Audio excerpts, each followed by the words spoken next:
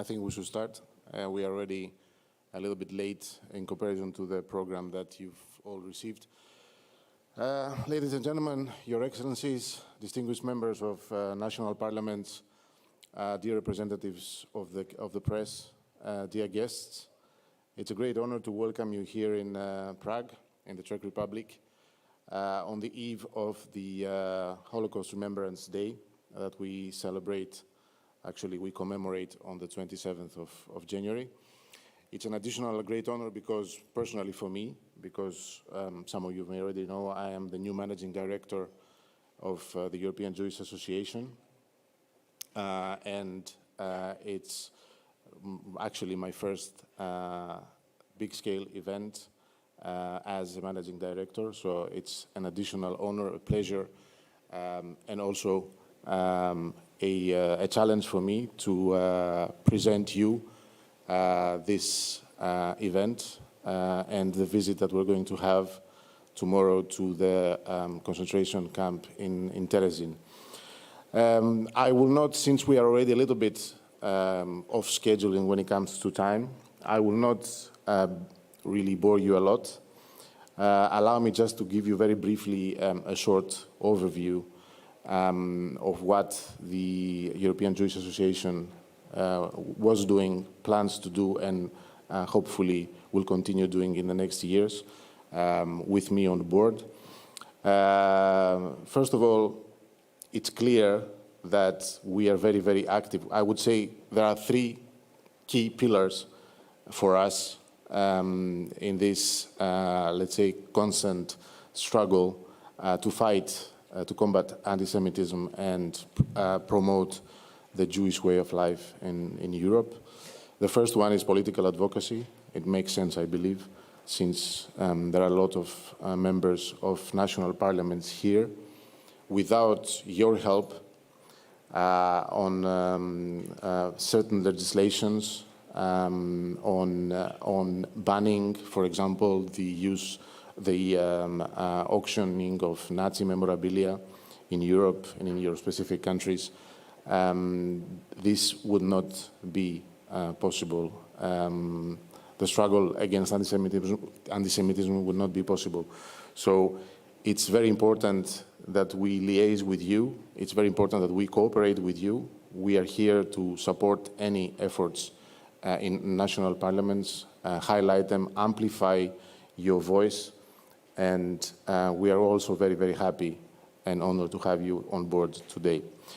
The second key pillar is education.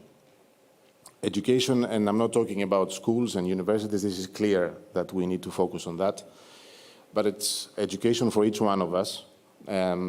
It's of course an effort that starts from a very young age, from school.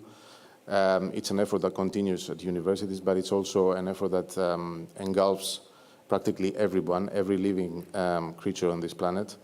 And it's an ongoing effort that we have undertaken over the past several years, and where we will continue to do so, working with universities, working with the academia, working with national governments and the European Commission in order to improve the situation when it comes to how our children and how we are treating Jews and how we are dealing with anti-Semitism in our everyday life. Last but not least, of course, is media. I was very happy to see a few of the representatives here a little bit earlier. I would say that it comes without saying why they are important for us and for all Jews in Europe. They are the key force in combating fake news. Fake news will be a big part of this event, of this conference anyway.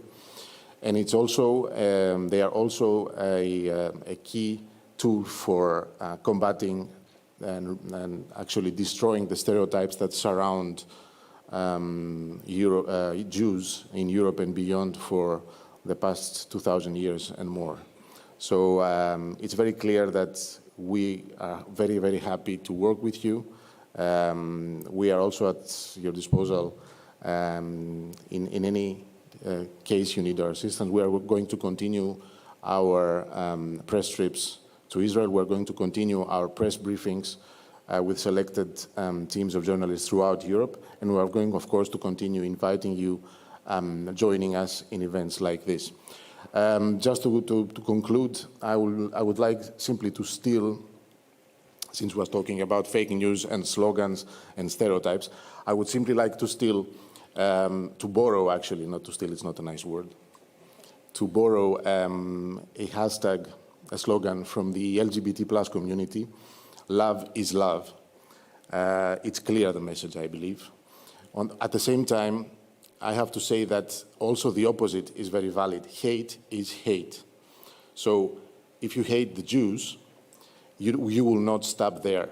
So by hating the Jews, you are not only fencing yourself into the Jewish community, you are hating everyone. So I think it's our responsibility to combat hate in every form that it's visible and in every form that it's present in our everyday lives, be it the Jews, be it the LGBT community, be it any kind of marginalized community or minority that exists in Europe.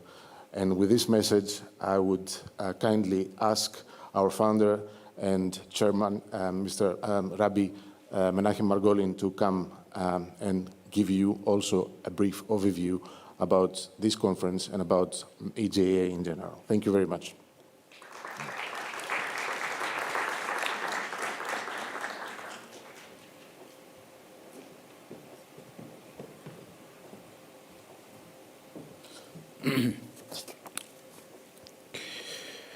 Ladies and gentlemen, excellencies, firstly, I would like to personally thank each and every one of you for being here with us, here in Prague and tomorrow at the Terezin Ghetto.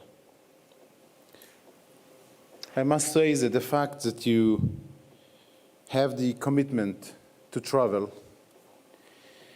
with all your busy and constructive and productive lives and daily commitments, and the fact that you care for the Jewish people and seek to help in meaningful and constructive ways is really deeply, deeply appreciated by the European Jewish Association and the hundreds of Jewish communities and organizations which we work with across Europe.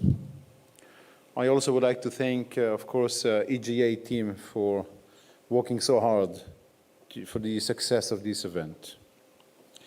Friends, today and tomorrow, we will hear from many experts, politicians, and more, those who walk on the front line of fighting the oldest and the most irrational hatred mankind has ever known, anti-Semitism.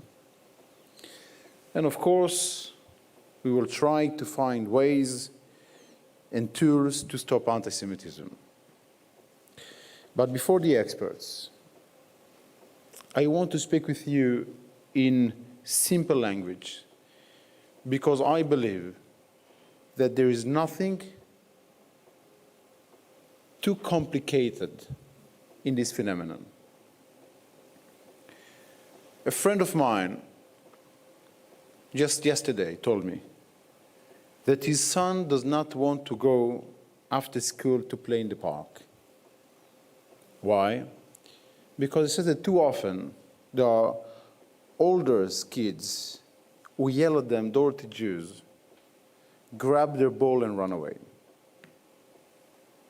Now, you see, my friends, all the theories, all the academic researches, all of the analysis, all of the reporting and statistics on anti-Semitism are of no use to the father when he needs to try to explain his son why this happened to him. Hate speech and anti-Semitism does not exist in a place of logic. It doesn't exist in happy mind. Instead, it lives and grows in the mind of someone who is unhappy with himself, in their place in the world and who seek to blame others for the situation in which they find themselves. As my colleague Yorgos said earlier, someone who hates Jews, today he hates Jews, but if he's unhappy with himself and therefore he hates somebody who looks different, tomorrow he will hate Muslims, black people, police officers, wealthy people, bankers. Who knows where is the end? It lives in those who do not like the company of others who are not like them. And hate speech, I believe, if it is not for its cynical and political interest, it is a hatred of the self. Now, for sure, to untangle the knots of such an old and irrational hatred is hard work. But I am sure that we all agree that this is possible, or else we all wouldn't be here today. You know, my friends, many people ask Jews for many years, how comes that you do not give up? It is for millenniums that you face dangerous challenges. And here is the answer. Already thousands of years ago, the Jewish people were struggling with the difficult task set to them to always do the right thing and to be light unto the nations. Their leader Moses listened to them, understood their struggle, but clearly told them that the thing is very close to all of us. It is in our mouth, it is in our heart to observe it. The way to counter ignorance and hate speech is to simply be different, to live differently to those that spread it, to be an example, to be proud of the differences, to be proud of diversity, and to welcome it with open arms. And above all, to educate and to legislate. What did personally I advise my friend to tell his son? The same things that I will share with you today. I told him, tell your son he should be proud of who you are, of what you believe in, of what sustains you, of what you stand for, and to defeat it. It is not out of reach, ladies and gentlemen. It is not impossible to defeat. It is in all of us if we dig deep. I wish us all much success in this conference, because the success of this conference, the outcome of this conference, will be not only our own success, but it might be the success of Europe as a whole. Thank you very much again for being here with us today.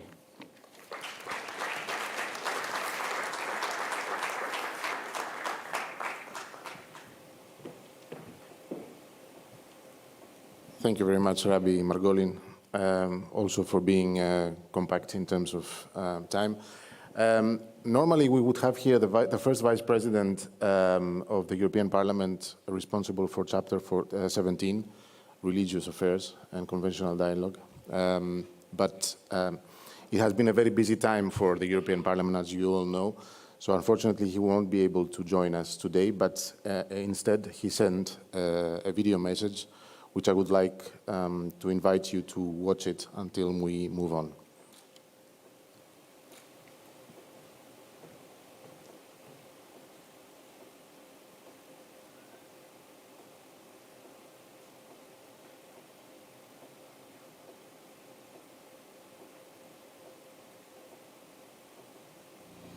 Anti-Semitism, Jew hatred, does it ever stop? We know the latest statistics from the FBI. The numbers are higher than ever.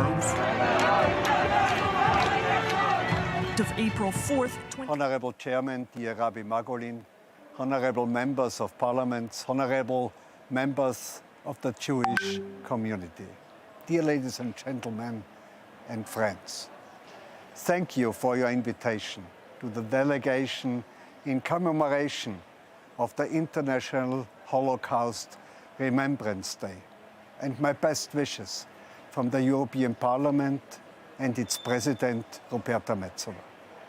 Unfortunately, I cannot be with you in person to attend the symposium in Prague and the memorial service in Terezin. Urgent obligations keep me in Brussels. Still, I am grateful that I can contribute remotely to this important event. On 27th January, we mark the 78th anniversary of the liberation of the Nazi concentration camp Auschwitz-Birkenau.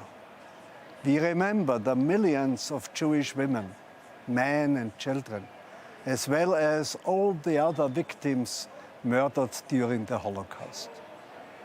The European Parliament is at the forefront of combating anti-Semitism. All the more we are deeply concerned about the increasing normalization of fascism, racism, xenophobia, and other forms of intolerance in the European Union. It is more relevant today than ever to be vigilant, resolute, and defensive against fascist tendencies inside and outside the European Union. For all of us, it was probably unimaginable that there would ever be another war in Europe. The illegal war against Ukraine is outrageously justified by the Russian aggressor as a fight against Nazis. It is all the more important to use the commemoration of the actual millions of victims of National Socialism as a strong signal against fascist tendencies wherever they come from. The atrocities of the past must always be both a vivid reminder and a strong mandate that we as society and as politicians uphold fundamental human rights today and in the future. In time when anti-Semitism is being played down and is re-evoking, the society needs to be even more resolute in taking a stand against it. Together, we must continue to work on concrete and tangible solutions to be successful. In this spirit, I want to congratulate the European Jewish Association and its chairman and founder, Rabbi Menachem Margolin, for this delegation and important work. As first Vice President of the European Parliament, responsible amongst other for the religious and non-confessional dialogue under Article 17 of the Lisbon Treaty, I look forward to continue our fruitful cooperation. Together we remember. Thank you and all the best.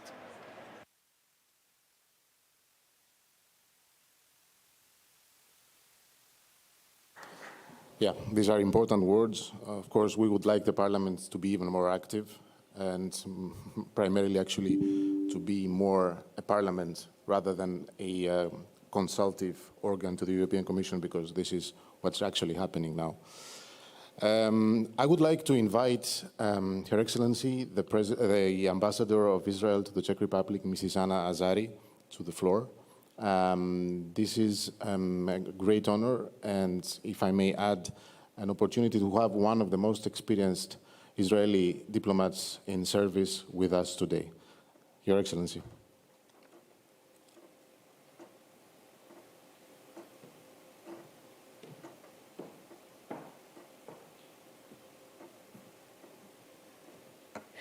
Good day.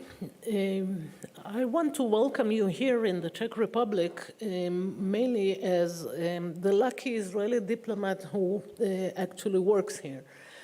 It is a good choice of venue. I know your previous venue was almost always Poland and Auschwitz. I was ambassador in Poland for 5 years, and know the importance of Auschwitz, of course. But still, I think it's interesting to hold this conference in the country which is the most friendly to Jews and to the state of Israel. This country this is a country in which the friendship with the Jewish nation was set very much back in time, well, some people started with the founding father of Czechoslovakia, President Tomáš Garrigue Masaryk, but I think it's even deeper. And this is a country which helped my state, the state of Israel, in its very war of independence by training and supplying weapons to us. Today, it's a very interesting country which is quite a leader in helping the Ukrainians and in helping in absorbing as much as 500,000 refugees here, which is the biggest per capita help to refugees during this war. I think the idea of coming here and the idea of going to Terezin tomorrow is a good one. And a choice of venue is a very good choice, not only because Prague is so beautiful. I'm sure that you will find a lot of new things to learn about in Terezin itself, including the cynicism which the Nazis showed in this camp. I want fruitful debates and fruitful decisions in this conference, and hope that you enjoy your stay in the Czech Republic. Thank you. Toda raba.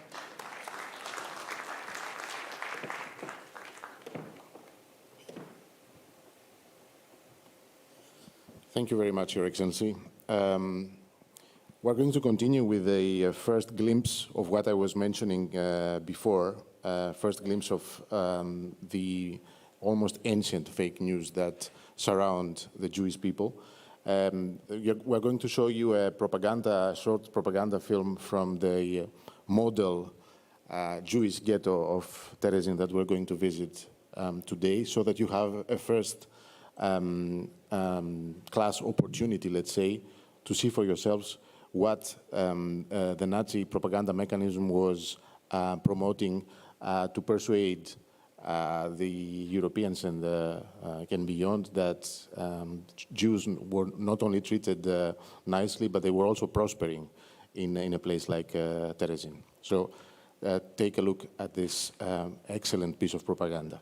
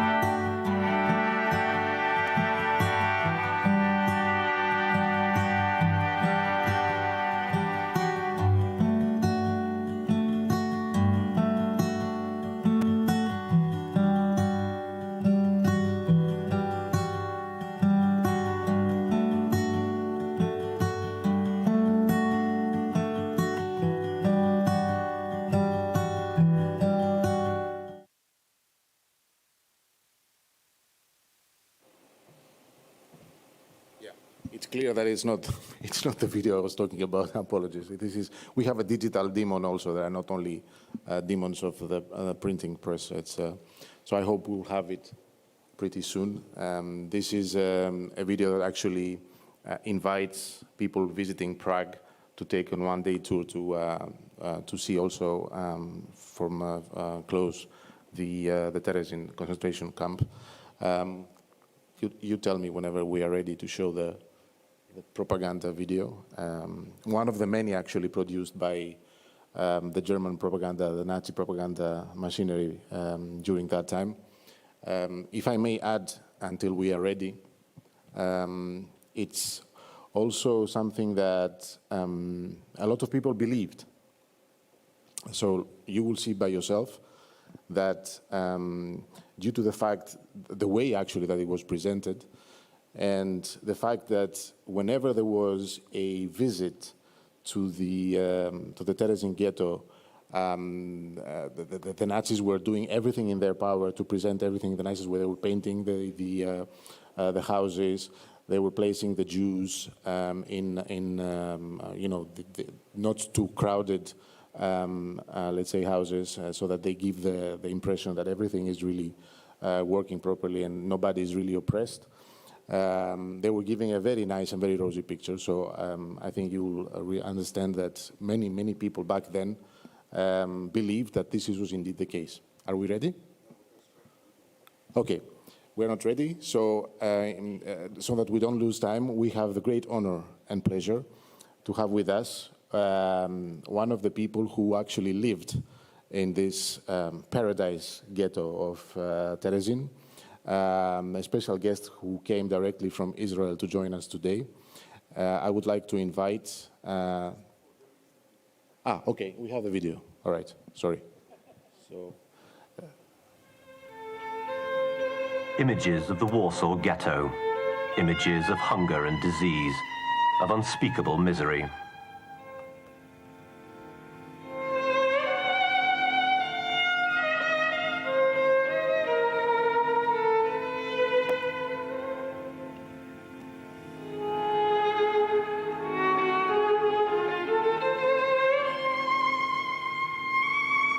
Quite different are the images from the Theresienstadt ghetto.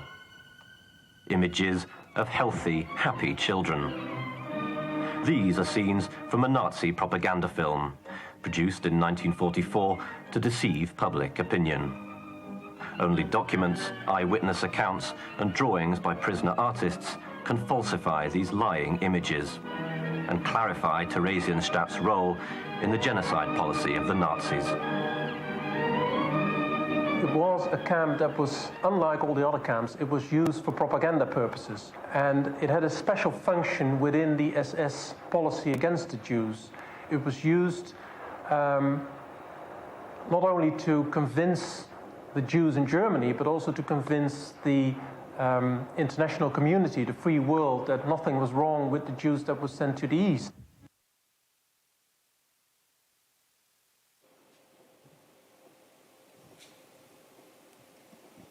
So, yeah, I think you show the difference. And without further ado, I would like to invite Mr. Gideon Lev, because he is the one to tell us whether what we just saw was really true or fake news. I would like to invite him to come to the stage so that we can hear from him directly what was really going on in Theresienstadt or Terezin.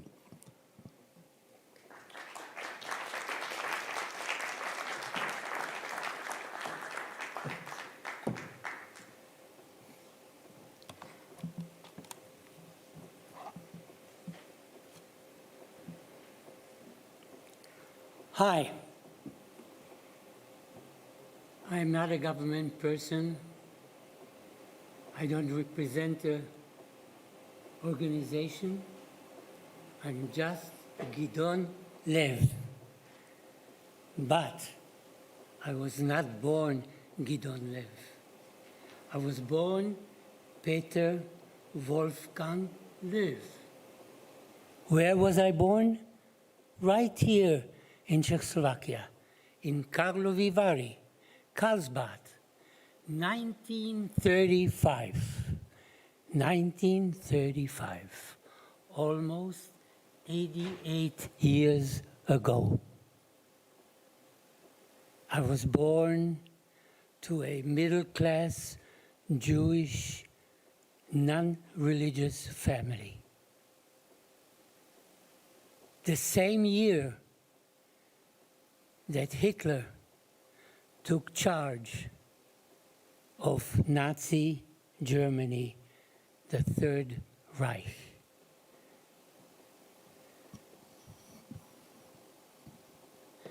Three years later, if you remember, perhaps you weren't yet alive. I was 3. Hitler, Mussolini, Chamberlain, and a French foreign minister whose name I don't remember, but no Czech representative met at München,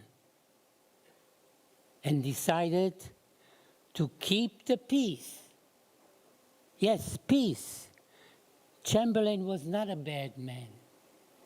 He had suffered and gone through First World War. So he wanted with all his heart to prevent another war.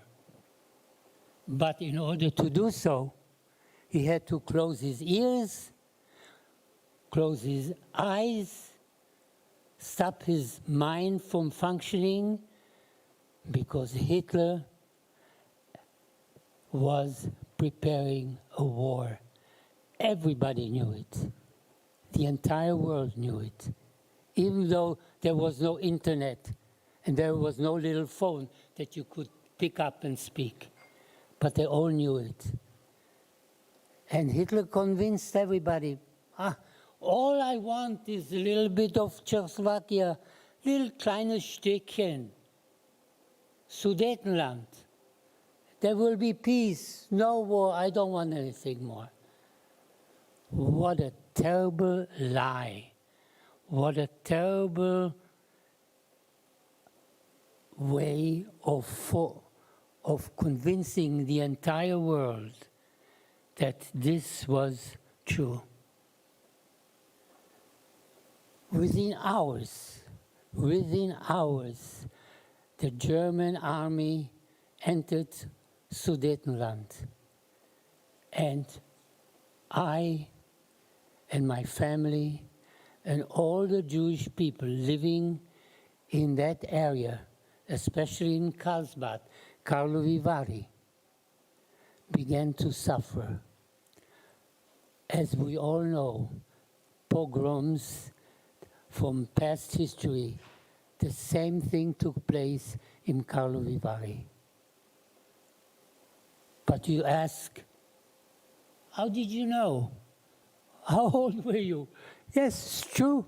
I was only 3 years old. I really didn't know. I really didn't know. But I felt the fear of my parents.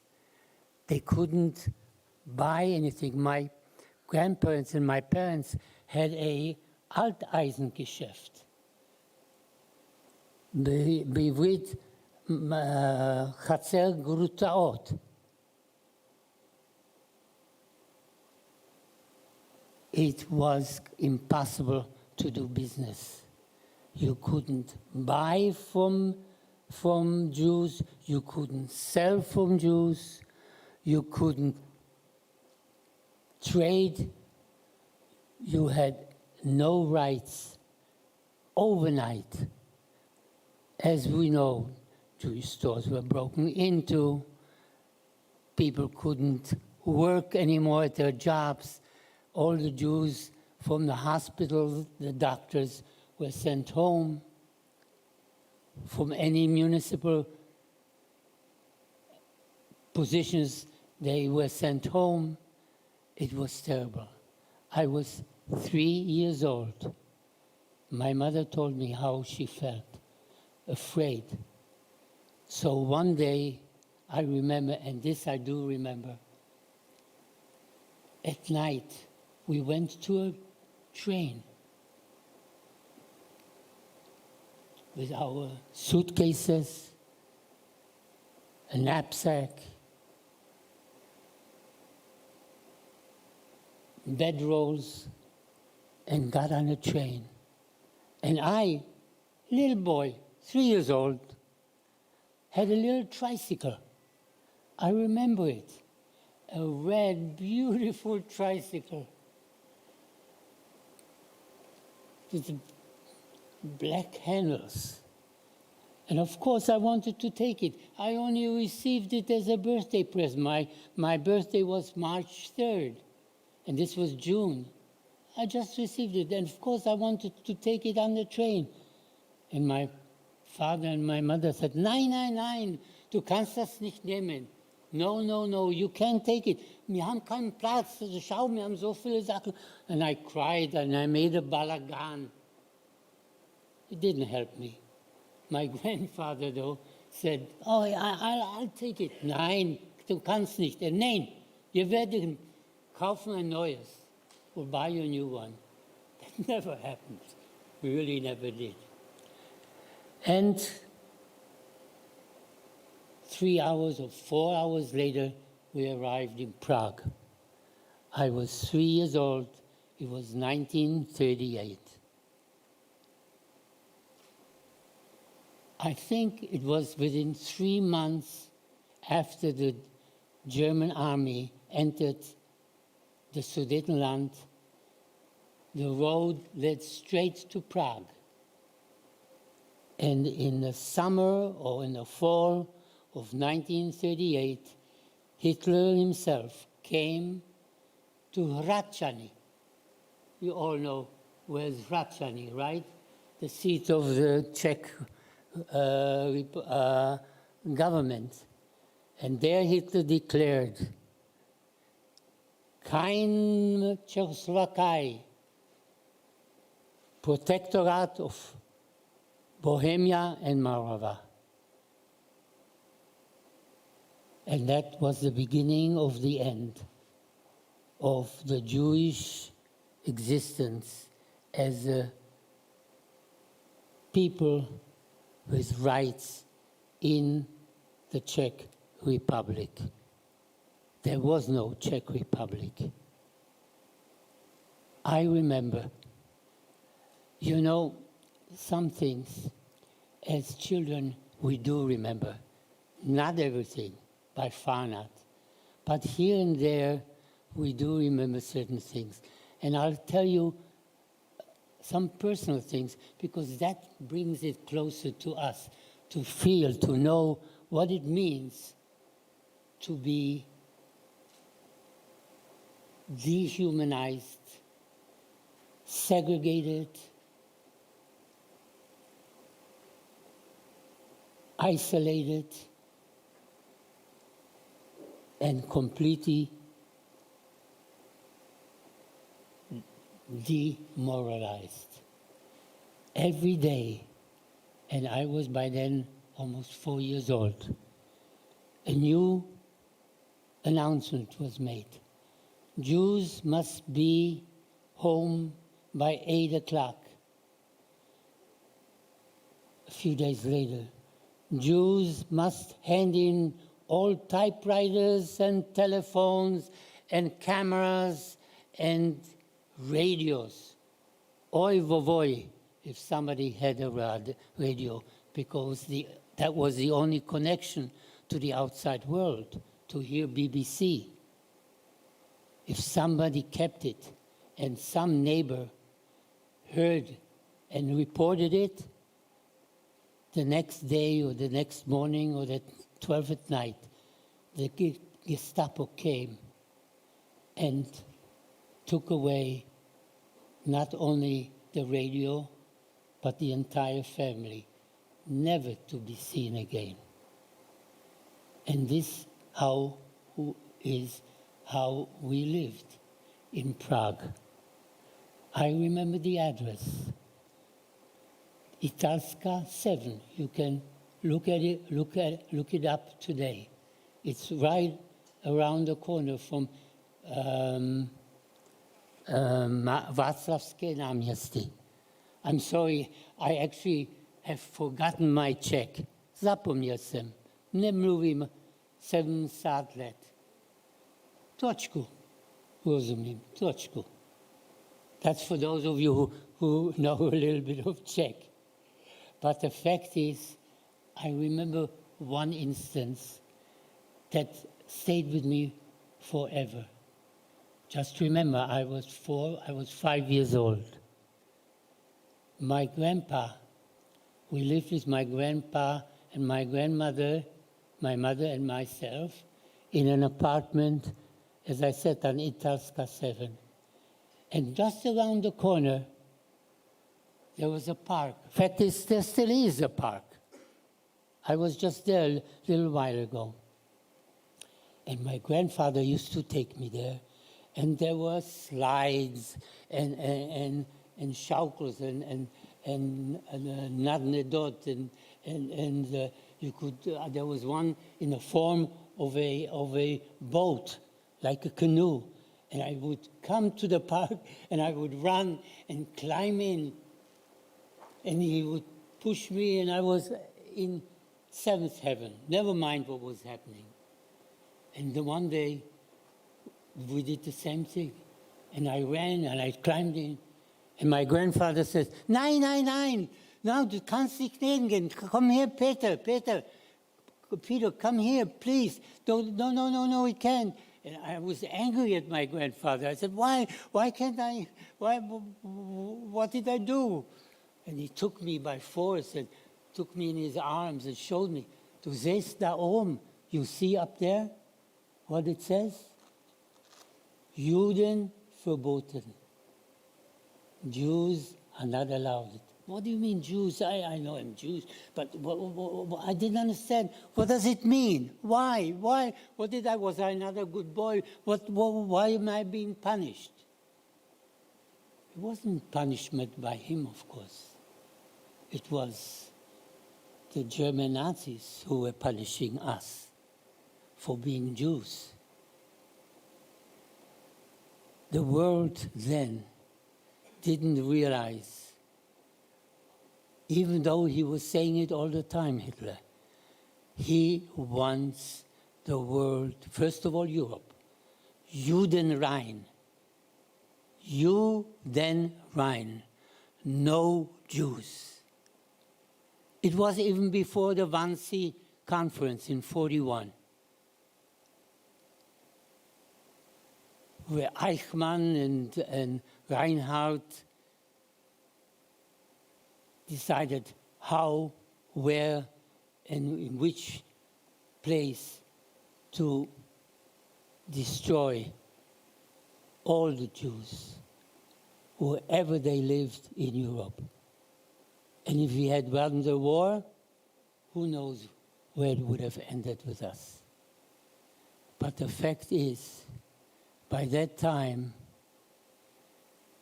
the wheels started moving.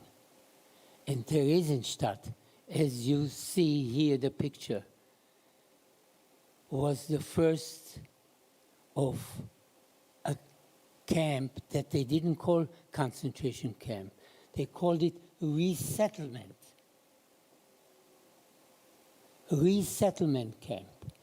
And my father and my grandfather received a notification a week before December 4th that they have to report to the train station, Bahnhof, to set up the camp, put up the fences. They didn't tell them it's wire fences. They didn't tell them that this will be a concentration camp, that this will be a settlement for the Jews of Europe will come there. And he was sent. And they said to the men, "Don't worry, your wives and your children will come in a few weeks." And it was right. We did. And here's once again something that I do remember. I remember on December 14th, of course I don't remember the date, that I know from the documentation, but I remember a couple of weeks after, my mother and I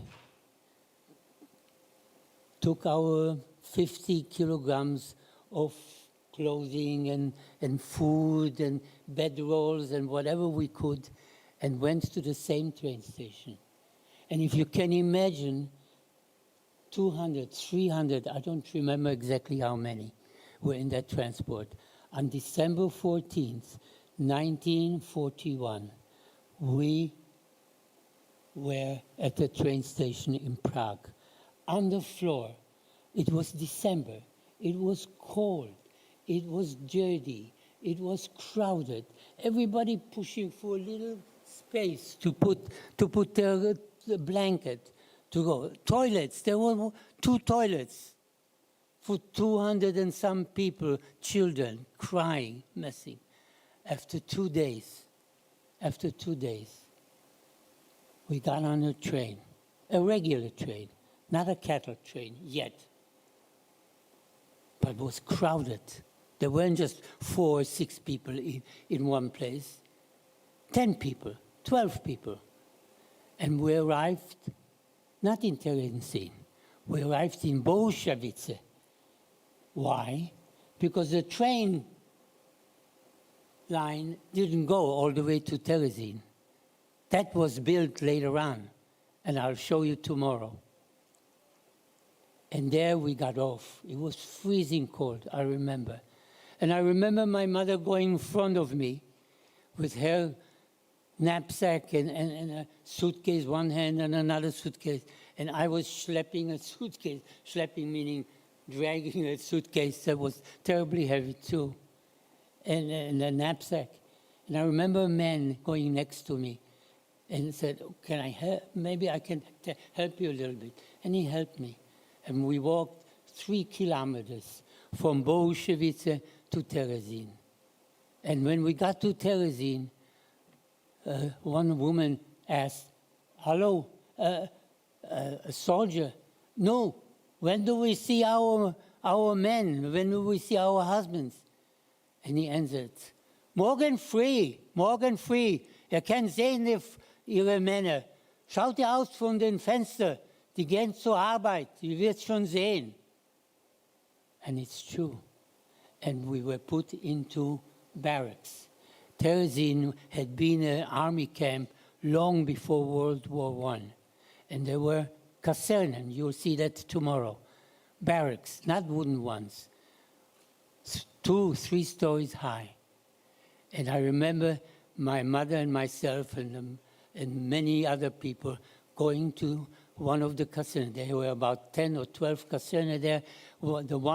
Each one had a name, Hamburger Kaserne, Magdeburg Kaserne. We were in the Dresden Kaserne.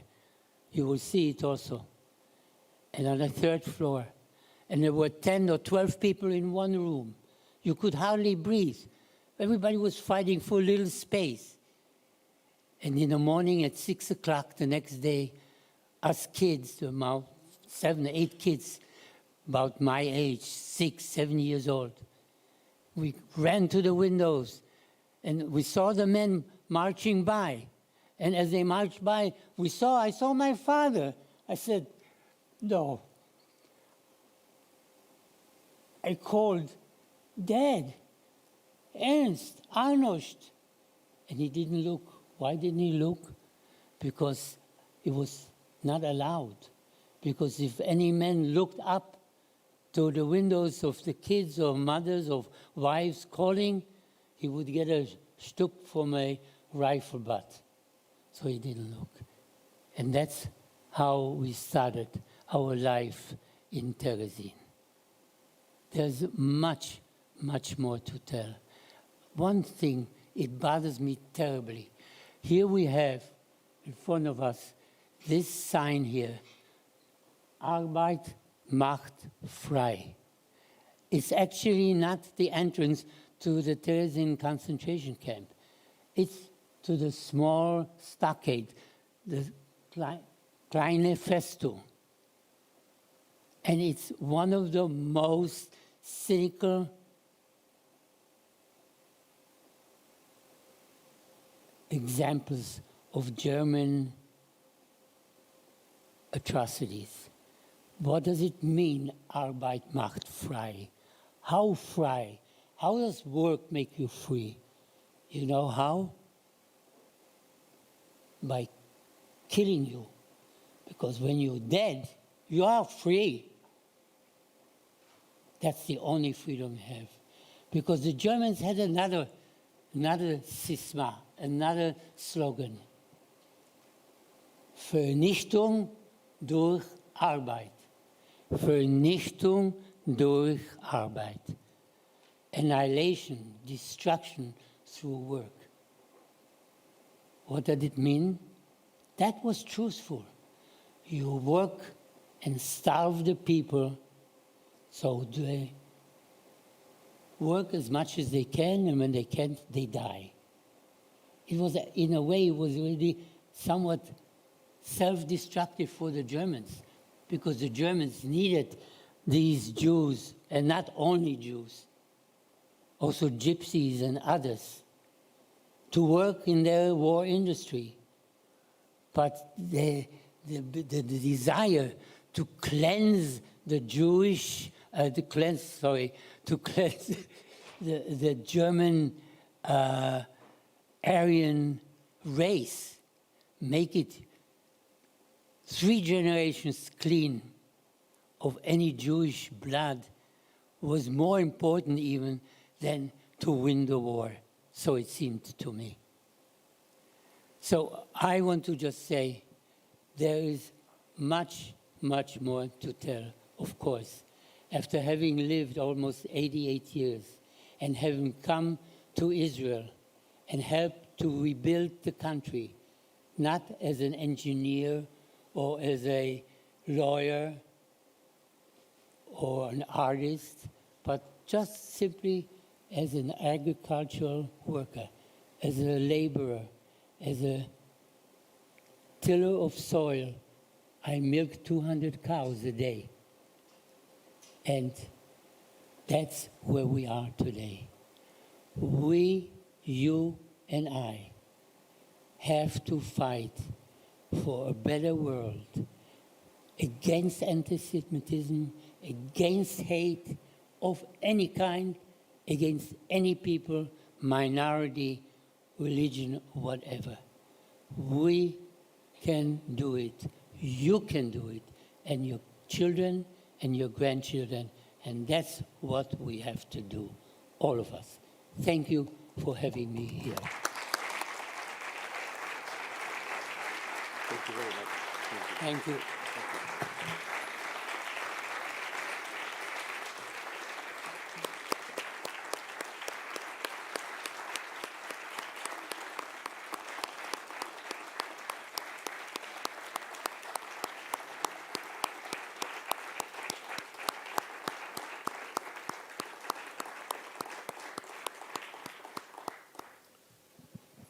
Well, I think words are not really enough to describe. Really heartfelt thank you, Gideon, for coming and speaking to us today and for the message. Because, as I said in the very beginning, we have a lot of members of national parliaments here, and I'm sure that this message is going to get through to them and to all of us. Before passing the floor to my colleague, Alex Benjamin, the Director of Content of EJA, I would like a kind reminder to all of you. We have a simultaneous translation in French. From now on, we're going to have some of our panelists and guests speaking in French. I would kindly ask them to speak as slow as possible so that we facilitate the work of our translations. Having said that, I would like to pass the floor now to my colleague, Alex Benjamin, who is going to moderate the rest of the conference. Alex?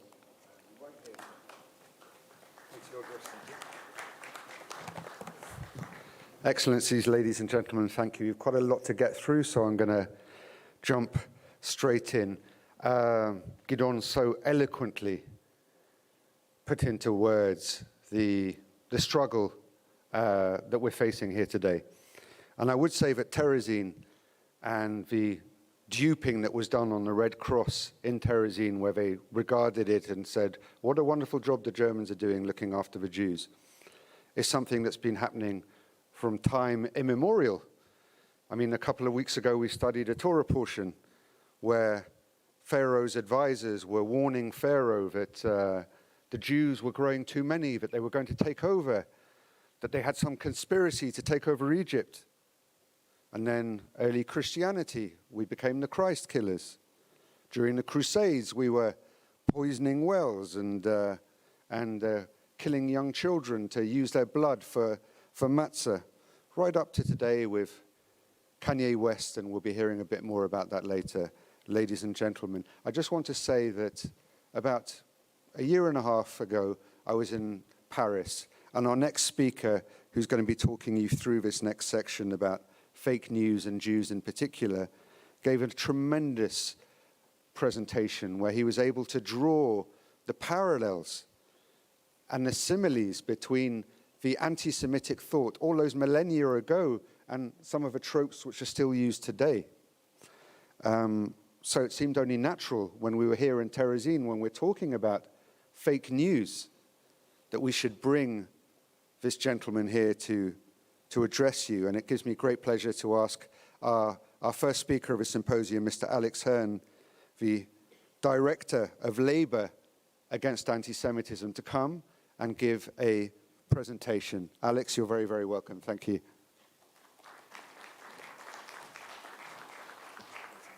I think it should be just that, backwards and forwards. We'll try it. Sorry, technical team, if we can get the presentation up, I'd be extremely grateful.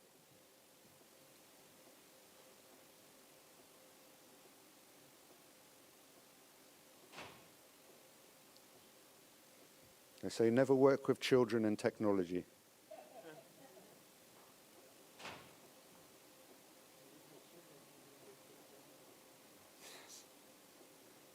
Okay. Do we have a PowerPoint? We do. Okay. I'm not getting anything here, guys. Thanks for your patience. It's worth it, I promise you. There we go. Alex, let's figure it out. Thanks. Okay. We all know Google. It's the first place you visit to discover information. But until recently, if you went onto Google, you would have seen a negative view about Jews, and Jews alone. How did this happen? Well, I'm here to try to help us understand the cultural heritage of some of these ideas. Let's try an experiment. There will be absolutely no public office, even the highest ones, which the Jews will not have usurped, replaced. So let's see, do we think this is from a left-wing politician or a right-wing politician? Can we just have a show of hands for who thinks this is from a left-wing politician? And can we have a show of hands who thinks this is from a right-wing politician? Okay, so I would say there's a few more for right-wing.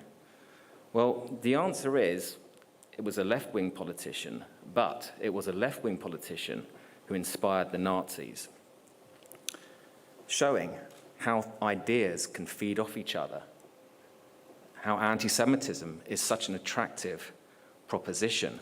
Wilhelm Marr was a left-wing agitator and an MP in the first German secular parliament. In secular society, religion was more acceptable. They called racism against Jews Judenhass, Jew hate. So Wilhelm Marr wanted a racial emphasis.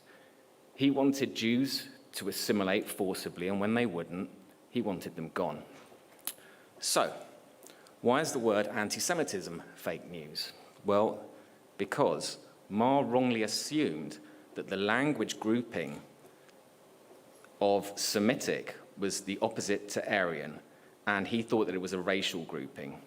And so he invented the word anti-Semitism in the 1870s. He then founded the first political movement based on anti-Jewish beliefs, and the clue is in the name, the League of Anti-Semites. He then wrote The Victory of Judaism over Germandom in 1879, which said that Jews were trying to take over and must be defeated. His quote, "The Jewish spirit and Jewish consciousness have overpowered the world." Now, this very same lie about being replaced by Jews, this very same fear, was infamously given a slogan in just 2017. I don't know if anyone can remember it. Jews will not replace us. The white supremacist torchlit march in Charlottesville. Replacement theory is a very popular phenomenon. So let's look at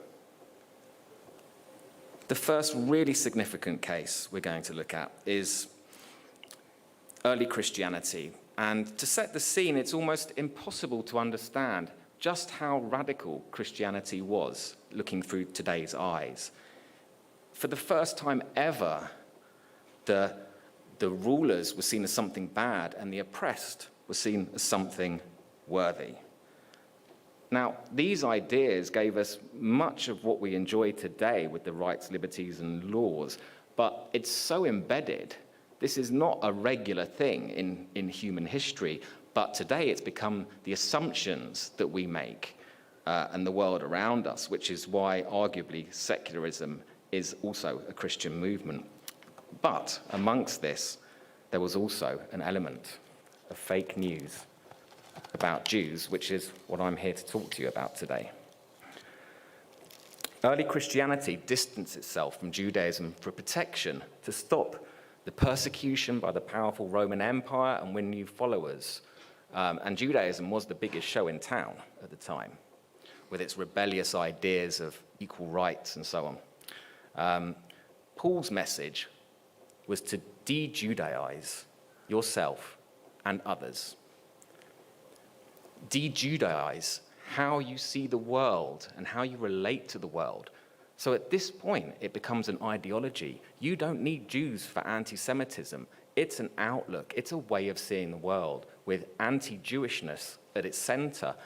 Now, when Rome became Christian, as soon as the first Roman leader became Christian, the added power meant more powerful vilification with anti-Semitic laws from the very start. And so Jews became the antithesis of Western society, the opposite to the ideal, everything to not be greedy, disloyal, bloodthirsty, basically capable of anything. After creating the ideology, the themes then got built on and replicated. Now, one of the most important church fathers, St. Augustine, was a bishop who influenced different strands of Christianity and Western philosophy. And you can see by this quote, Judas is the image of the Jewish people, and that Jews bear the guilt for the death of their Savior. This idea is the stab in the back. You can see Judas greedy Judas collecting his money for stabbing Jesus in the back. This same idea was famously adopted by the Nazis as part of their explanation for Germany losing World War I and their loss of power, their loss of pride, which played a part in the rise of Nazism. It also has a striking similarity to this contemporary anti-Zionist cartoon about the power of the Jewish state. You can still see the star on the sleeve, and the powerful hand is behind the back. A modern-day Judas. This is a contemporary phrase. It's where the past meets the present in one sentence. Someone said it about the chief rabbi. A news organization said it about the chief rabbi. Was it left or right? They also said, by the way, that the chief rabbi in the same article would be to blame if there was another Kristallnacht.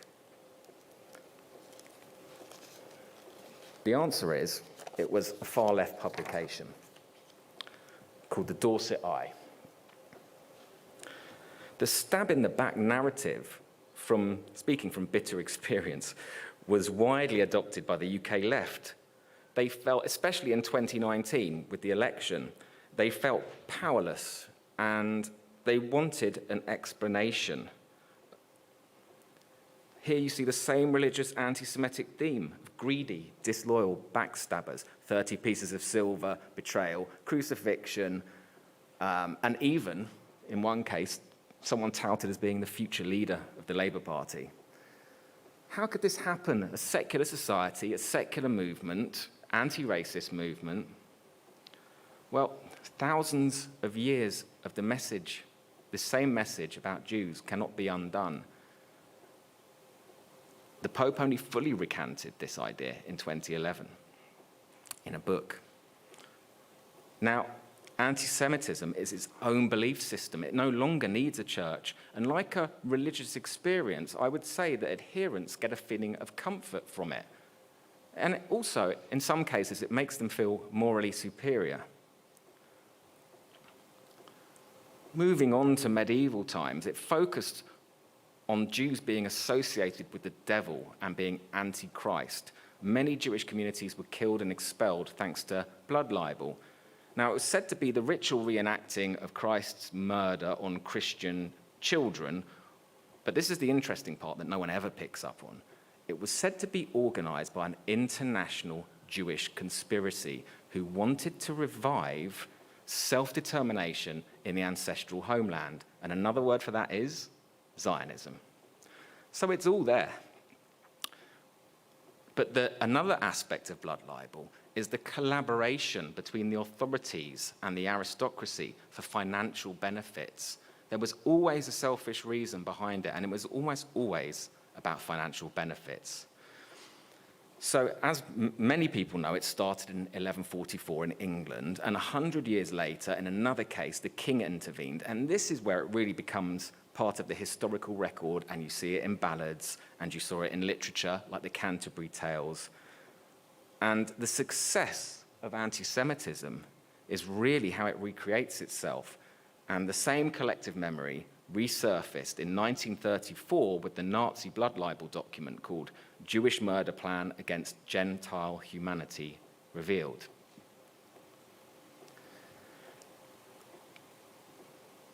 In 2005, a parliament had 20 members sign and submit a petition to ban all Jewish groups on the grounds of blood libel. It was called the Letter of the 5,000. Would anyone like to hazard a guess as to which parliament this is? I don't think you'll get it. It's the Russian parliament. Although classic blood libel is now less common, the ancient themes of bloodthirsty Jews and children lives on because it still causes a thrill for anti-Semites because of its ancient resonance. And if you're openly Jewish, chances are that you'll probably be called a child killer online or offline, especially where there's a conflict involved. Post-Holocaust, the Jew is often replaced by the Jewish state, but the end result is still the same for Jews. You're still called a child killer. Classic blood libel is still common in propaganda across the Middle East, particularly by Islamist groups. I'm not going to give examples because we're going to go through this quite quickly.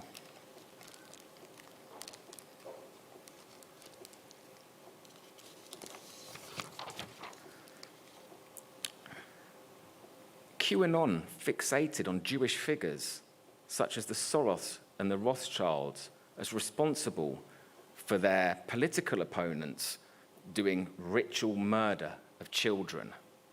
Now, the ritual murder part dropped off for the mainstream, for the rest of the population, but many of those ideas are now out in the wild.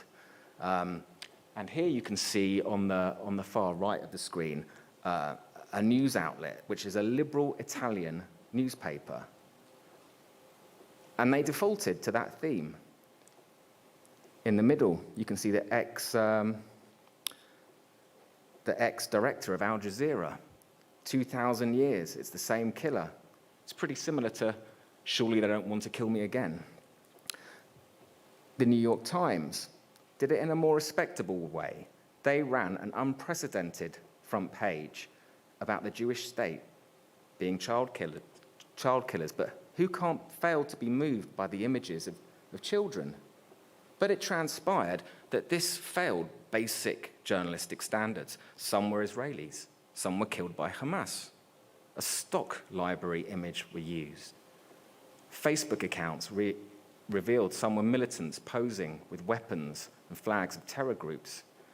It provided a sensationalized story with a terrible ancient resonance, once again for personal benefits, this time clicks. Rumors of the Black Plague caused what some historians call the medieval Holocaust, which emptied Europe of its Jews.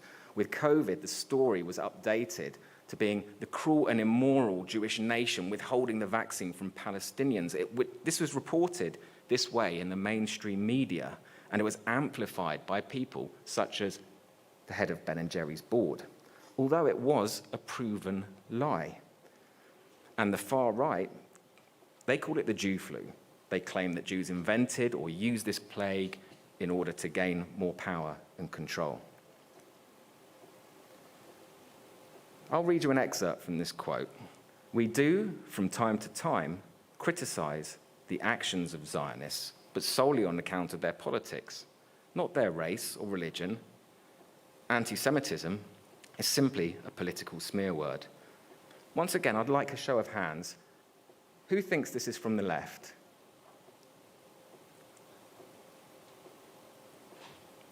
And how many of you think this is from the right?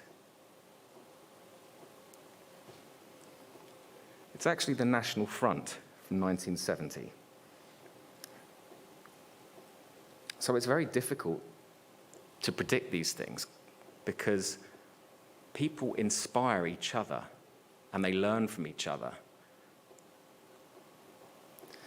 In 1789, you have the French Revolution, equal rights, and it led to the myth that Jews plot to control events for power.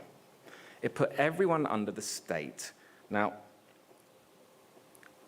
there was a demand of Jews that they drop this whole nation thing. But until then, Jews had been totally excluded from society. No rights, no citizenship either, made to live in ghettos. The word ghetto comes from the place in Venice where Jews were made to live. It was often surrounded by water, it was under armed guard, and there was a curfew. Sounds a bit like the talk we just heard before, doesn't it? The demotion of the church and the promotion of the Jews was linked. People thought that God gave the church its power, and suddenly the power of the church was gone. So if the church and God wasn't in charge, then who was pulling the strings? And suddenly people saw that Jews had freedom. There was a big, big power shift. People needed to explain this power shift. The father of conspiracy theory, a right-wing author and priest called Baruel, wrote that the revolution was a conspiracy to attack Catholicism by groups like the Knights of the Templar, the Freemasons, the Illuminati, with Jews pulling the strings at the top. Actually, it was just really a fear of modernization. And these political changes were blamed on Jews. This went up a notch in 1846 when a left-winger called Georges Denville printed a myth about a Jewish banking family called the Rothschilds, and he blamed them for creating and manipulating wars for money. This leaflet that he signed Satan was recommended by Marxist fellow socialist founder Engels for attacking financiers. It proved extremely popular among the UK left, in my experience. This Rothschild meme you see on the top left, I could wallpaper a whole street with those that I found amongst Labour members and supporters. On the bottom right, you see the QAnon Masonic Jewish conspiracy. So, have times changed? Sometimes yes, sometimes no. Jew moneylenders now control every foreign office in Europe. Should we see if that's from the left or the right? This is Henry Hyndman. He was the leader of socialism, the first leader of the first socialist group in the UK, the SDF. But he started off a conservative. So is he left, is he right? Well, he's been both. The first UK socialist group in 1881, he converted to socialism, and he was a terrible anti-Semite. And the reason that I'm giving this example is not because it's specific to the UK. Actually, it was pretty common amongst popular socialism across Europe. So, in this case, Hyndman and the trade unions blamed Jews for the Boer War. This is very Rothschild's conspiracy theory. They incited for decades against Jews. Now, the first immigration laws were created with the 1905 Aliens Act. Was it to keep out the largest immigration group, the Irish? Was it for the Italians? Who was it for? It was for Jews. They incited for decades with proto-fascist speeches. 43 trade unions spoke out against Jewish immigration. They condemned it. Labour hero Ben Tillett demanded that Jews be deported from Britain. And eventually, proto-fascist groups popped up demanding the same thing. And in Italy, you saw the first proto-fascist rule with D'Annunzio and Fiume, who Lenin contacted to congratulate him and call him the only revolutionary in Europe, along with a pot of caviar. Keir Hardie was the first Labour leader. These people all combined to set up the Labour Party now as we know it. This is why this is really important. Keir Hardie was the first Labour leader and founder. His quote about rumours of war circulating and a hook-nosed Rothschild being to blame is straight out of Nazi propaganda, right? This is really hard to distinguish. 40 years on, the Nazis came along.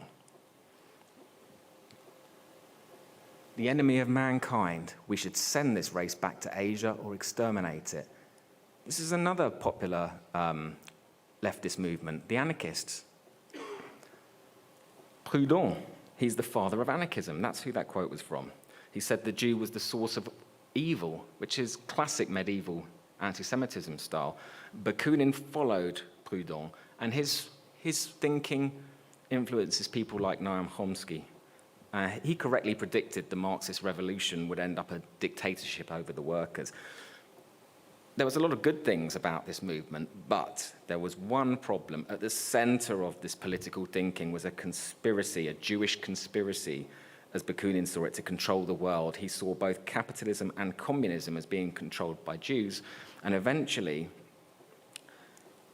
he inspired something called the People's Will Party, who called for the masses to revolt against the Jewish Tsar. The idea that the Tsar could be Jewish, they were so anti-Semitic, is just ridiculous. So this is just the kind of fake news that people were using at the time to gain power, which is the common thread through anti-Semitism. So after the People's Will Party called the Tsar Jewish, the Tsar's secret police created the Protocols of the Elders of Zion to attack the Bolsheviks in 1903.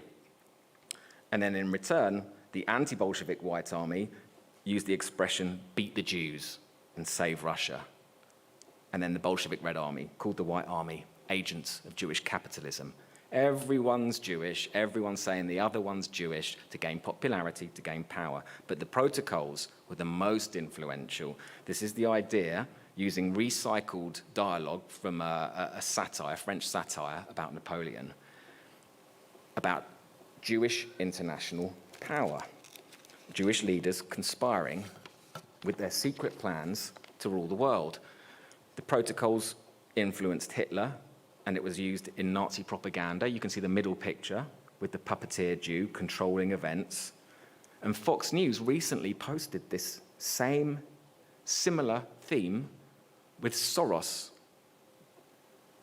the kind of who the far right often use for the Jewish face of evil. He's the one pulling the strings.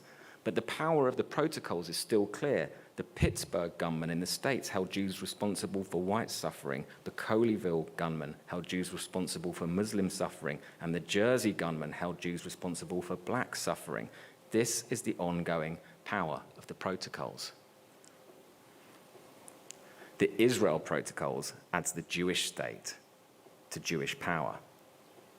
And it's clear from the Soviet propaganda in the black and white screenshots from a propaganda film that the word Jew is substituted for Zionist. The sinister role of international Zionism, the ruling circles of Israel, that's straight from the protocols. And we heard common claims that Jewish power was running the Labour Party on behalf of the Jewish state, right from the top of the Labour Party, actually. And that's in the top left shot. The kind of spider web in the middle is about David Miller. He was an academic who created a crazed crime wall of Jews to prove his theory of Zionist power. And it's no coincidence that when people talk about Zionist power, they often end up with this kind of crazed-looking map of Jews. David Miller ended up being disgraced for saying that Jewish students were agents of Israel and Chicken Soup was a plot. He can now be found on Iranian state TV with an ex-Labour MP talking about how everything from Ukraine to music to football to comedians and academia are all part of a Zionist conspiracy by the Jewish state. This is the protocols for the Jewish age, for the digital age against Jews.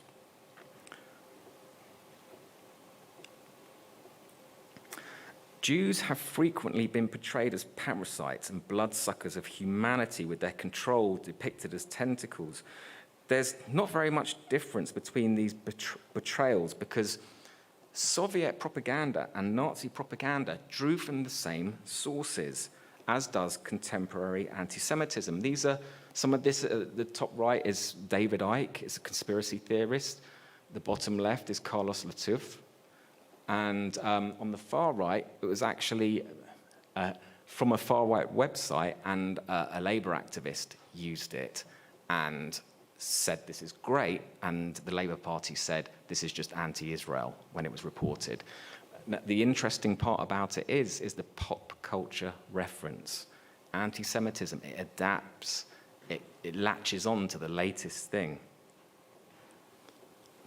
The Torah is an unsurpassed textbook of bloodthirstiness.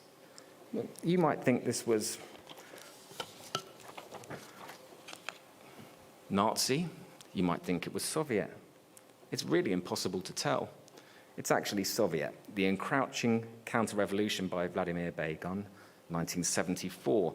Such was its power that anti-Semitism was central to Soviet propaganda. It even had its own department. Soviet propaganda really informs contemporary anti-Semitism. The KGB was full of Hitler admirers. You could even say that they were far right, but they needed plausible deniability after the war. So their Nazi propaganda was thinly veiled using anti-Zionism. It even got a scientific-sounding name for credibility and respectability. A bit like the word anti-Semitism, for its time, had a scientific ring to it. They called it Zionology. The material became mandatory reading in the Soviet Union. Books, brochures, and articles were published in many languages, many linked to Caution Zionism, which is on the screen, the shot on the far left.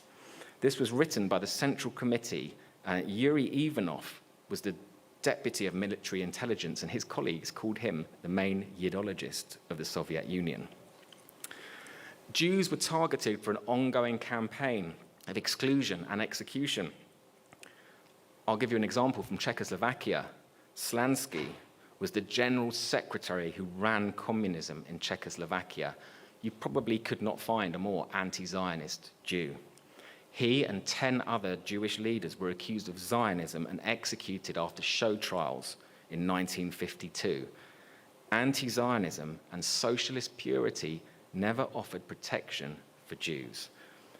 This template of purges and sending Jews off to labor camps was very typical, and it really rose in the 50s particularly.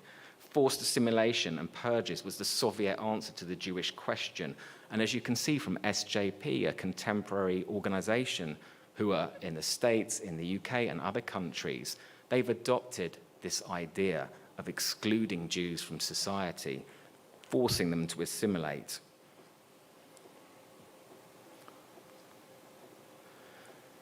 The Zionists tried to make the rest of the world believe that the national consciousness of the Jews finds its satisfaction in the creation of a Palestinian state.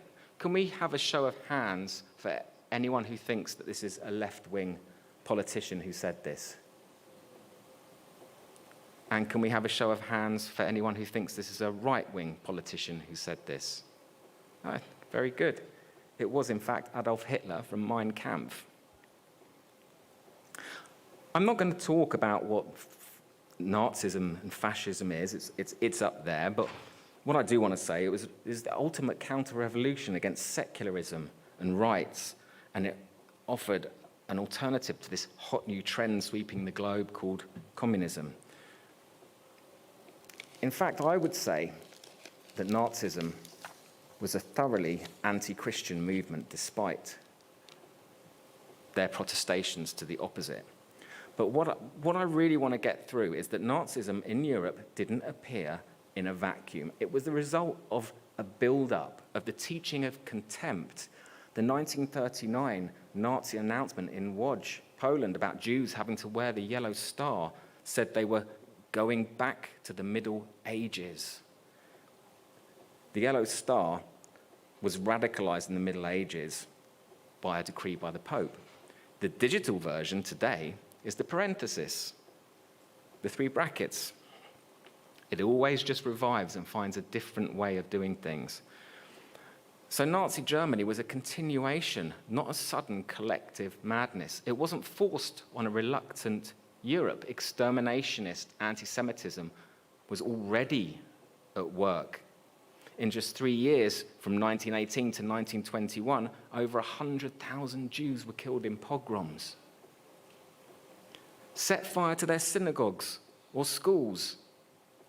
That wasn't the Nazis, that's from 1543, Martin Luther, the Protestant reformer, on his pamphlet on Jews and their lies. It was the blueprint for Kristallnacht. Hitler said that Martin Luther had been the greatest encouragement of my life, and I'm inclined to believe him. Pogroms, by the way, my grandmother witnessed one. They were like celebratory street theatre with bands and cheering crowds, and being a young child, she actually mistook one for a street party. The added element for the Nazi movement was Darwin, the origin of the species, which caused a massive crisis of faith everywhere. But the Nazis used it really to go back in time to a pre-Christian era where the oppressed were not worthy, where the strongest ruled and the oppressed knew their place.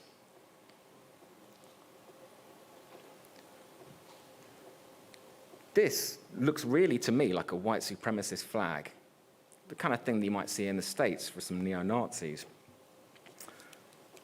But you'd be wrong. It's actually from the Middle East. It's the second largest party in Syria, and they're called the Syrian Social Nationalist Party.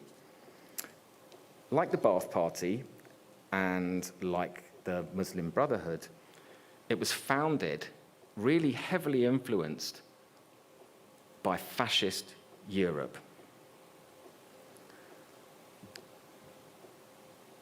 In the case of the Muslim Brotherhood, Hitler fanatic al-Banna founded it, and he translated Nazi propaganda such as Der Stürmer and Mein Kampf, which he retitled My Jihad. The Nazis directly founded the Muslim Brotherhood and their anti-Jewish violence. Hamas eventually became their armed wing in Palestine. So how did fascism find itself in the Middle East? Well, Arab nationalism peaked in the 1920s. They wanted a homogenized region, and so the boycotts came quite easily before in Israel.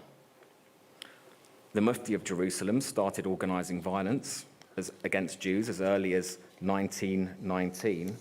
In fact, he began the rumor that you can see in the bottom right, that the Jews were planning to storm Al-Aqsa. And he used it in 1929 to get rid of the Jewish community, murder and cleanse them. And this incitement still happens to this day. I can read it on Twitter right now.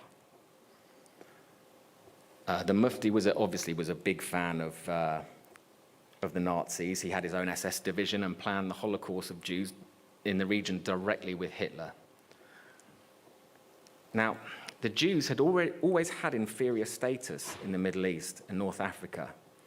Similar to medieval Europe, There were anti-Semitic laws and violence and ethnic cleansing, but there was never a secular revolution.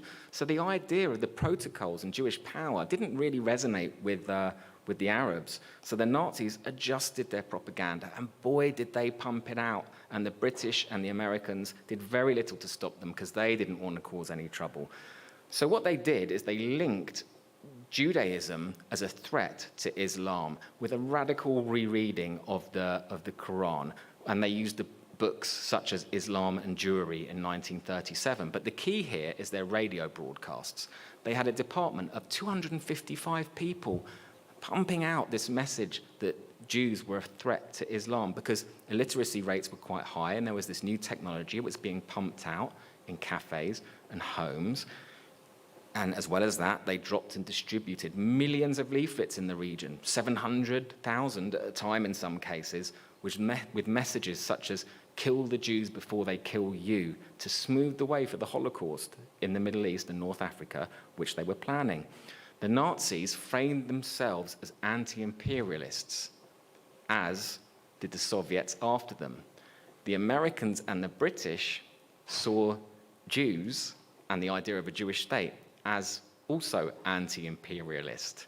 So it's an interesting balance going there. But the success of Nazi propaganda in the Middle East was considerable. It created a more radicalized version of anti-Zionism and anti-Semitism, realized in the slogan, Allah with us in heaven, Hitler with us on earth. Some historians have argued that the legacy of Nazism was the War of Independence, where the Muslim Brotherhood organized a significant pressure campaign, and also the Nazis that Syria hired for their techniques of interrogation. Anti-Zionism. So here we are, up to something more like today. Post-Holocaust, there was a shift from previous forms of anti-Semitism. It became socially unacceptable to attack Jews as individuals and racially. And like the times before, like with the secular revolution, there was a reaction to Jewish emancipation, this time national liberation. Now, as you heard, the far right were the ones that really were anti-Zionist. In fact, the far left were very pro-Zionist at the time. But then, what changed? After 1967, the Soviets turned their back on the Jewish state, realizing it wasn't going to become a communist outpost as they had hoped. And they turned their face to the Arab world. They intensified their anti-Semitic campaigns and labeled the Jewish state imperialist, Nazi, illegitimate. And they're reusing those same ideas on Ukraine. This formed the thinking of the contemporary left, which the Soviet Union did, which is to split the world into imperialist and anti-imperialist, with Britain, Israel, and the USA imperialist, and places like Russia and Iran as anti-imperialist. And because Zionism is imperialist, opposing it can be seen as progressive. And that is how you end up being progressive and actually being against human rights. So now what we see is a Jewish face is projected onto the new evils. It was a religious evil, Jews were the devil, but now there's a new devil. It's racism, it's apartheid, and that, surprise, surprise, has a Jewish face. Of course, anti-Zionism, I would argue, is not a legitimate political aim because emancipation is not temporary. Well, just to go back, all these screenshots are from the far right. The leftist adopting of anti-Zionism from the far right has now been re-adopted by the far right again. When neo-Nazi Andrew Anglin came back on Twitter, his first tweet was a screenshot of the word Zionists. There's a Polish Kill the Jews rally, there's an Italian fascist march, there's British fascists as well, and there's American fascists, Nazis who were inspired by Kanye West. It's all there. Again, inspiring each other, going round in circles, building. The secular revolution led to the Jewish question, where intellectuals framed their ideological opposition to Jewish emancipation as legitimate debate. What do we do about Jews? Well, it's a way of seeing the world, like we saw at the very beginning with Paul, de-Judaize the world. It can be about climate change. It can be about gay rights, greenwashing, pinkwashing. It can be about world peace, or Israel being demonic, or academia, the way that you see academia, how you see the whole world. The Jewish question is the ideology that sees Jews as harming humanity. Anti-Zionist ideology is the Jewish state question, how the Jewish state harms humanity. It's always a liberation movement. Every single anti-Semitic movement has been about freeing the world, helping humanity. This time, they tell us, this time it's really deserved. Those other times, no, they were wrong, and we've nothing to do with them. Anti-Zionist ideology turns people into an idea and dehumanizes them. You can see the top left screenshot. It's a very Nazi-esque, I would say, uses semi-medical terminology to talk about Zionists. Like anti-Semitism has nothing to do with the love of Jesus or innocent murdered children, anti-Zionism doesn't have much to do with freedom for Palestinians. I'm going to skip past this one. Despite siding with the Nazis until 1942 and funding them to bomb places like London, the Soviets not only erased Jews as the victims of the Nazis, but also turned them into the perpetrators. And this is a really common thing that's happening right now. Deep down, it borrows from the medieval anti-Semitism. In a society where the church is no longer ruling, you don't have a devil. That devil is replaced by Nazis and by Hitler, the secular Satan, and it weaponizes it. It weaponizes the ultimate Jewish trauma against us. It's a socially acceptable form of Holocaust denial. Post-Holocaust, the restraints are lifted, and the comfort of moral superiority is reinstated. And what it does is it cleans the way, clears the path for more anti-Semitism and potentially more genocide. The top two are classic Soviet propaganda. The bottom left screenshot is from the Labour Party. The one next to that is from an anti-Israel march. Then you've got Kanye West, and then you've got the Libertarian Party. So it's right across the spectrum. Jews are compared to Nazis and are collaborating with Nazis. We need to talk about racial demonization. I'm going to give you the answer to this because actually you're never going to guess which country this comes from. It comes from Ireland. It's the Palestinian and Irish Solidarity campaign. On the very left, you can see the image called the Happy Merchant, which single-handedly revived for the internet age, the disgusting caricature about Jews as being morally obscene, but also physically ugly as well. And in the middle, you can see the sort of earliest version that we know of from Britain. And you can see it from conspiracy theories. The far left is, in the middle is Nazis. Next to that is contemporary Russia. And then truthers against Zionist lobbies. It's all there. So it's pretty commonplace, I would say. And the internet age has really revived it. So where exactly does this leave us all now? Well, in the second decade of the 2000s, conspiracies were brought together under the idea of an all-encompassing conspiracy of secret networks and world control by the elite. And during times of uncertainty, people need certainty, and the familiarity of a Jewish face is projected onto the change. Now we have the added panic of the Jewish state.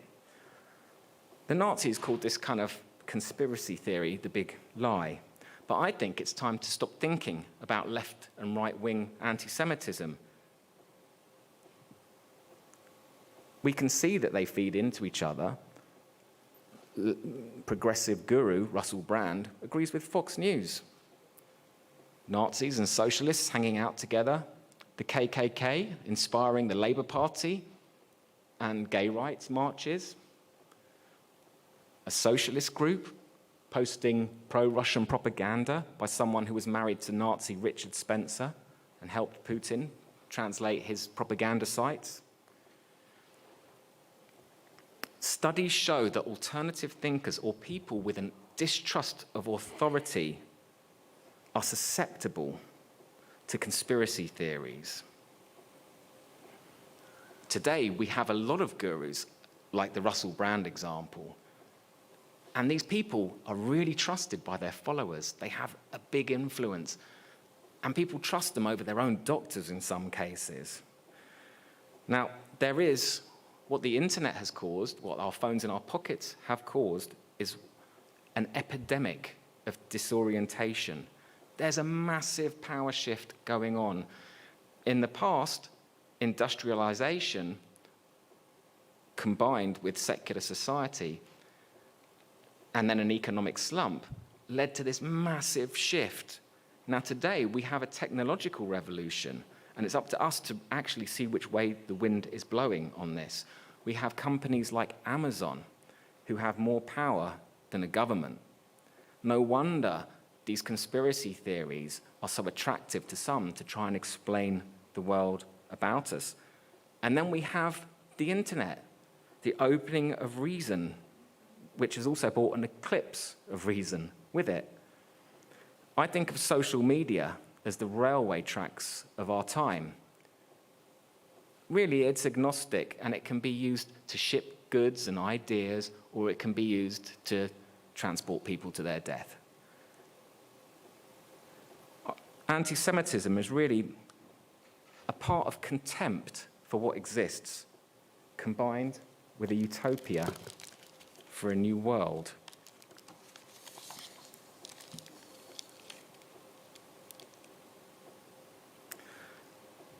And I just want to say as well, the printing press is a really important precedent, and the printing press, through Martin Luther on Jews and Their Lies in 1543, through the protocols of the Elders of Zion, and through various other pieces of literature, like the Rothschilds conspiracies, paved the way for the Holocaust. We need to be aware of the power of these new technologies, and we need to get with the program.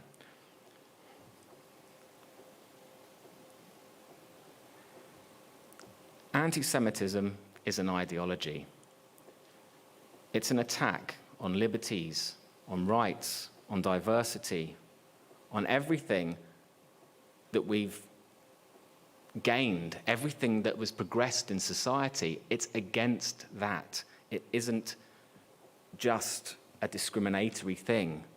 I say just, discrimination in itself is awful, obviously, but it's a deeper ideological thing.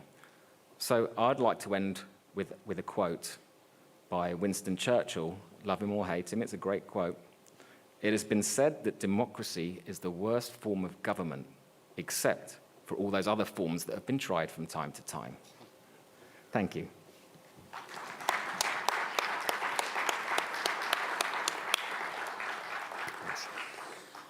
Alex, that was brilliant.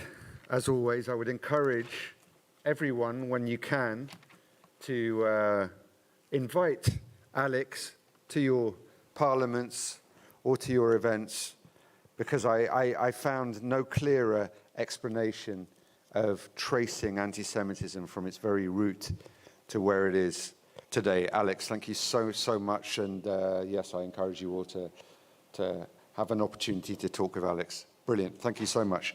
Okay, we're going to move swiftly on. I'm going to ask to join me on the stage Mrs. Priska Tivno and Mr. Christian Wakeford, MP from the United Kingdom, and Priska is the spokeswoman of a Renaissance party in France. We're going to have a seat right down here. Thank you very much for joining us. Make sure the microphones are on. Oh, sorry about that. I beg your pardon. Please, wherever you like. It's all good. So we heard there from Alex outlining the sort of fake news about Jews. I'm just super interested, and I'm going to start with you, Priska, as a spokesperson for a national political party and as a member of parliament. What kind of effect social media and this kind of fake news is having on political discourse generally, and some of the challenges that you face in your job in having to push back against things which are patently false? Are you able to give us a flavor of some of those challenges? Yeah, thank you. Thank you very much. I don't know if it works. Yeah. Actually, first of all, want to thank you, EGA, all team, for this event, this organization, and all the 2 days. I am actually a spokesperson and MP in France. I will try to make it in English, so forgive me if I make some mistake. I think translator is going to translate without my mistakes. So yes, with the fake news, political debates have clearly changed, and not for the better. When I'm live on TV show, I'm not arguing with my opponent on what we should do on typical issue, on specific items. We are arguing about what is true and what is not. So we are no more taking into account what people need. And I will give you one example. A few months ago, I was live on a TV show, and I was with an opponent, a political opponent, talking about how we should avoid racism, attack, anti-Semitism during riots in France. And then I took as example the riot in Sarcelles. It's near Paris. It's in the northern suburb in Paris. And I explained that there was a lot of anti-Semitism acts, words, attacks against Jewish community. I was just taking that into example. My opponent just asked me, "Are you sure it's real?" I was like, okay, what's the point? What's the deal? There is an hidden camera. I don't understand the fact. And instead of talking about how we have to avoid attack words against Jewish people, I was obliged to stop the debate and remember the fact. Because actually we have to fight something very disturbing actually now, that truth is no longer based on scientific item, scientific search, but truth is now based on how an information goes viral. And when it goes viral online, when it goes viral on TV show, it gets faster on your mobile phone, on the networks. So you have to fight against false items instead of talking about what people need. And that's a big deal for politicians, because what we are saying can have to be already proven. Thank you. Christian, you're second term MP, or is it your first? Okay. So even in the relatively short time you've been an MP, I mean, you've seen a lot of change in British politics. But what's your sense of where the political debate is going in light of these sort of fake news, social media bubbles, and the way journalism and political reporting is changing? Thank you. Obviously, not just seen a lot of political change, I've actually been that political change as well. I think we're almost at a precipice as to where we are, as has just been said in the previous presentation. What we're seeing is very much, is it viral, is it fact, is it truth? We're now in the post-truth world. We only needed to look to a couple of weeks ago where a former colleague of mine, Andrew Bridgen, tweeted about the COVID vaccines, stating that it was the biggest crime against humanity since the Holocaust. Now, not only to denigrate what happened in the Holocaust, but every crime against humanity since, what's happening in Ukraine now, what happened in Rwanda, what happened in Bosnia, Darfur, to just pass that as a baseless comment because he's now a COVID vaccine skeptic. But this is the world we're living in, whether it's vaccine disinformation, whether it's COVID conspiracy theories, which again we saw in the previous presentation as to how that always seems to link back into anti-Zionism and anti-Semitism, is a really concerning aspect. So in British politics, we actually had a huge opportunity just a couple of weeks ago in regards to what was previously the Online Harms Bill, which unfortunately was watered down to the Online Safety Bill, with the kind of thought pattern being if it's illegal in the real world, it's illegal online. Unfortunately, online harms were taken out of it. So that means the likes of Kanye West, Ye, whatever he wants to call himself this week, basically allows him to carry on tweeting, commenting on social media, almost with impunity, unless it actually breaks the law. Now that is now allowed still. So I think really we all need to be coming together. We can't just trust the social media companies to kind of maintain their own platforms or stick to their own terms and conditions, because the number of times that I've highlighted hate speech, the number of times that I've highlighted anti-Semitism, and you log it and it comes back and says this isn't in breach of our neighbourhood protocols, it clearly is. A blind man on a fast horse could see that it's in breach of so many different prospects, but it's allowed to continue. And we don't just need the likes of Mark Zuckerberg to say this is wrong. We need governments to say it's wrong and legislate for that. And I think we're starting to, but I think we're incredibly slow and behind the curve on it. Okay, thanks. We're going to be discussing in the next move. Sorry, if I can. It was working okay? Okay, sure. Just feels like I'm like one of these football commentators talking into a microphone. But anyway, thanks for that. We're going to be talking about, in the next political panel, perhaps some of the legislative tools which are available for some of the things that you've just been talking about, Christian. If I can come back briefly, Emmanuel Macron, your party leader, and indeed the French president, used to work in banking, and I'm wondering, in your spokesmanship, have you ever come across any sort of conspiracy theories or any theories regarding Monsieur Macron, banking, Jews, Rothschild money, these kind of things, and how have you dealt with that? I can imagine you've dealt with some crazy stories in your time. Are there a couple that really stick out in your mind? Actually, yeah. Actually, first of all, Emmanuel Macron is no more my political leader. He's a president of France. So, first of all, just joking. Yeah, a lot. He was the marionette of Jewish people. He was gay. He was not against his wife also. It's every thing that can be against Emmanuel Macron. What the most important one was that he was the marionette, the tool of Jewish people.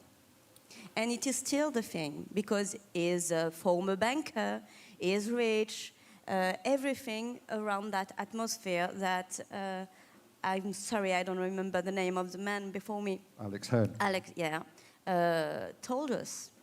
So we can see that fake news are with the same tools and always the same items.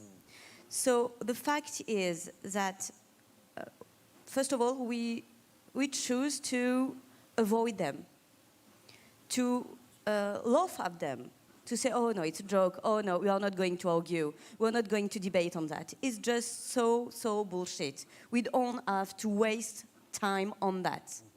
And that was not the good thing to do. Okay.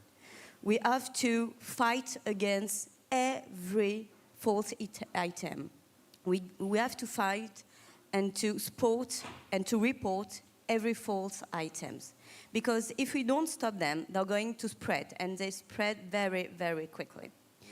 I'd imagine as well, I'm going to come back to you now, Christian, but I'd imagine, in a sense, that marionette of the Jewish people was a kind of all-encompassing, as Alex was talking about earlier on, an all-encompassing theory, because it would have appealed to the sort of anti-Zionists maybe on the left, who felt that maybe Macron was too supportive of Israel, and it would have also appealed to the far right in that Rothschild money, Jewish conspiracies. So following on from that, Christian, if I may, how do we get people to use their critical faculties in a better way? And to, that's a huge question, I know, I do apologize, that's perhaps a bit too broad. How do we wean people off is maybe a better question, this notion of social media. There is a movement, funnily enough, I was listening to the BBC podcast the other day, you know, the one with Fleming, yes, and Newscast. And he was saying, he's a sort of mobile phone addict, linked to Twitter and everything, and his life has changed by moving away from it. How do you think you, at positions of responsibility, can encourage people to wean themselves away from these social media, or is it even your job as a politician to do that? I'm probably not the best person to ask on that one now, considering my addiction to social media. But it goes back to what we were saying before. You know, I happen to have a degree in chemistry and specialise in drug design and synthesis, and the only time I've used that is talking to anti-vaxxers. Obviously, I'm slightly more qualified than watching a 30-minute YouTube video. But what we've seen is the importance of social media growing day by day, because it's where most people now go for their news. They don't go to the BBC, they don't go to the broadsheets, they don't go to the tabloids. They have much more trust in social media, and to some extent it's a powerful tool for politicians to use to get a message out to either a core voter or to constituents as to what you're doing. If it's not on social media, it didn't happen. But at the same time, it's that Pandora's box. Because it's been opened, there's no getting away from it. So I think it's not how you wean off it, and if there's any advice of how to do that, I would gladly listen. But I think what we have to do is drown out the fake news, drown out the post-truth with actually the facts and figures. I mean, we saw in the Brexit debate and several others, we now no longer care what experts think, because they're wrong, they have their own hidden agendas. And again, whether that links in with Israel, whether it links in with science or COVID, you know, no one cares now. You know, if it's not the news they want to read, if it's not their own, I don't even want to use the word ideology, because it seems to be so fluid depending on the topic, but if it's not what they're interested in, they don't care. So we need to drown it out and make it more relevant. You know, the long-term solution is education, but how long have we been speaking about that in these symposiums? We do need to educate. We do need to find a way to get past that post-truth, but unfortunately the only solution is more truth. Okay, we've got a lot to get through. So if I may, I'm gonna park this there, because we're gonna go straight on to some social media as a way of pushing back against some of these sort of hate-filled comments. So, ladies and gentlemen, if I could ask you to put your hands together for both Priska Tivno and Mr. Christian Wakeford, MP. Thank you so much, and keep up the good fight.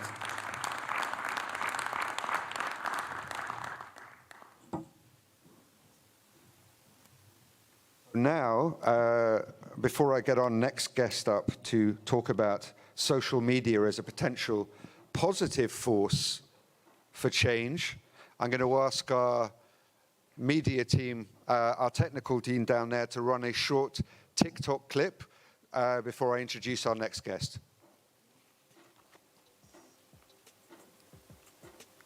Take should be... There's no sound for whatever reason. Sorry, guys, have you got the sound? Can we run that with sound?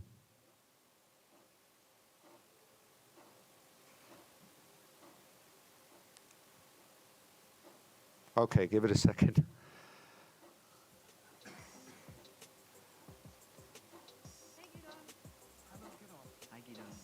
No sound.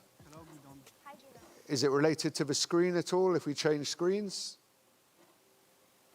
I'm going to give us a minute and we'll try and come back to it afterwards. Okay. I don't think it's going to happen.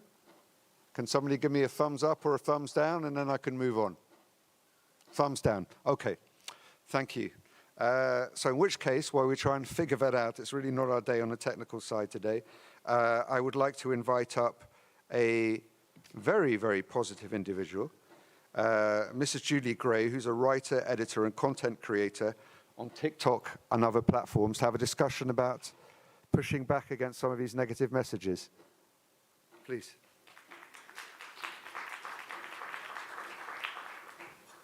Want to give some remarks first and then we have a chat? Wait for you? Yeah.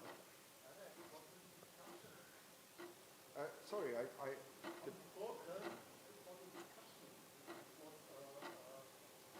unfortunately, we're running a bit behind, so I'll come back to the discussion, okay? Hello, everybody, and thank you so much for including Gidon and I both today. Whoops.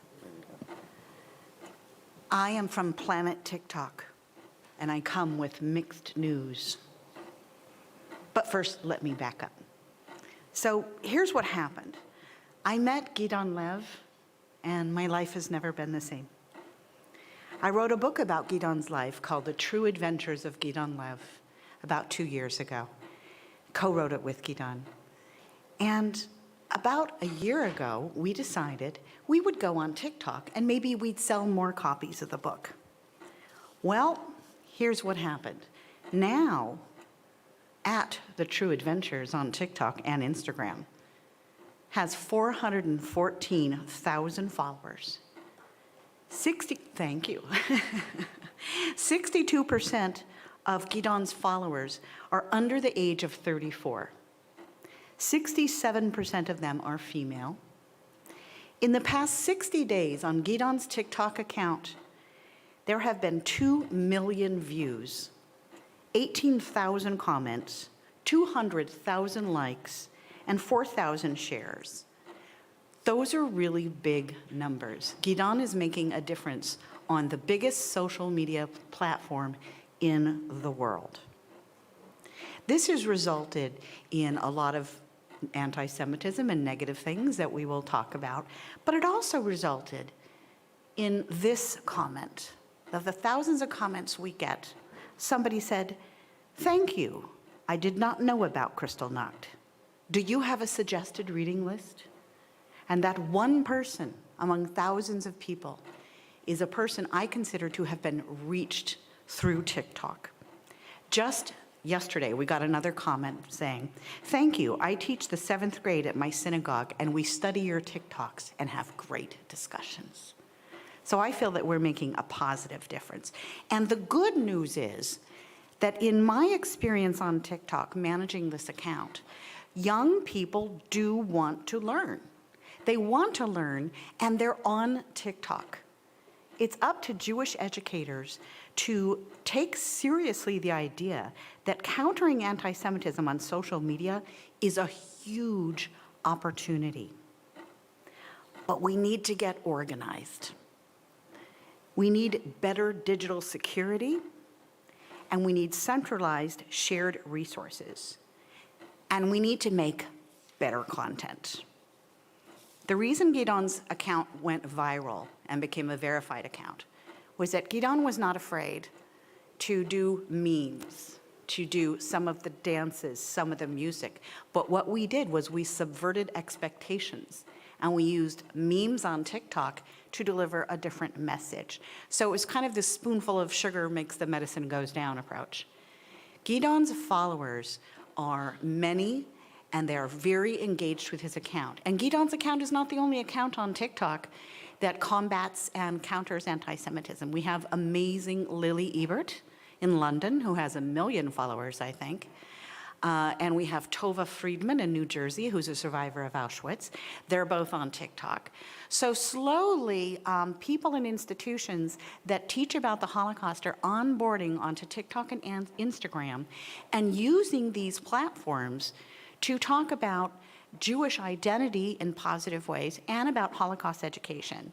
Just a few days ago, Gidon and I made a collaboration with 9 concentration camp memorials in which Gidon would interview the young people at the memorials and say, in 60 seconds, tell us the top facts about your memorial or concentration camp. The participants have included Flossenburg, Mauthausen, Neuengamme, Treblinka, Terezin, of course, was the one we did on our first day, the Wannsee Conference Memorial, the Arolsen Archives, Dachau.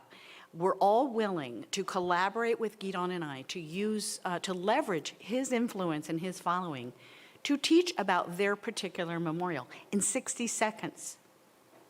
Now, part of the challenge of onboarding Jewish institutions, museums, and memorials to TikTok, something that seems very silly, is that how could you possibly teach about what happened at Flossenburg in 60 seconds? The answer is you can't. It's an amuse-bouche. It's an invitation to learn more. People don't realize the number of concentration camps that existed.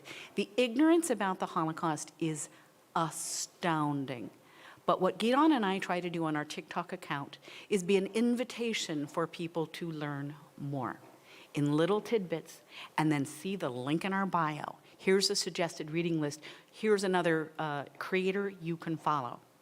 So we have been very successful in sort of being the Johnny Appleseed, if that, I don't know if that works in Europe, but being like the Johnny Appleseed on TikTok of making Holocaust education more accessible and in bite-sized pieces that young people will follow.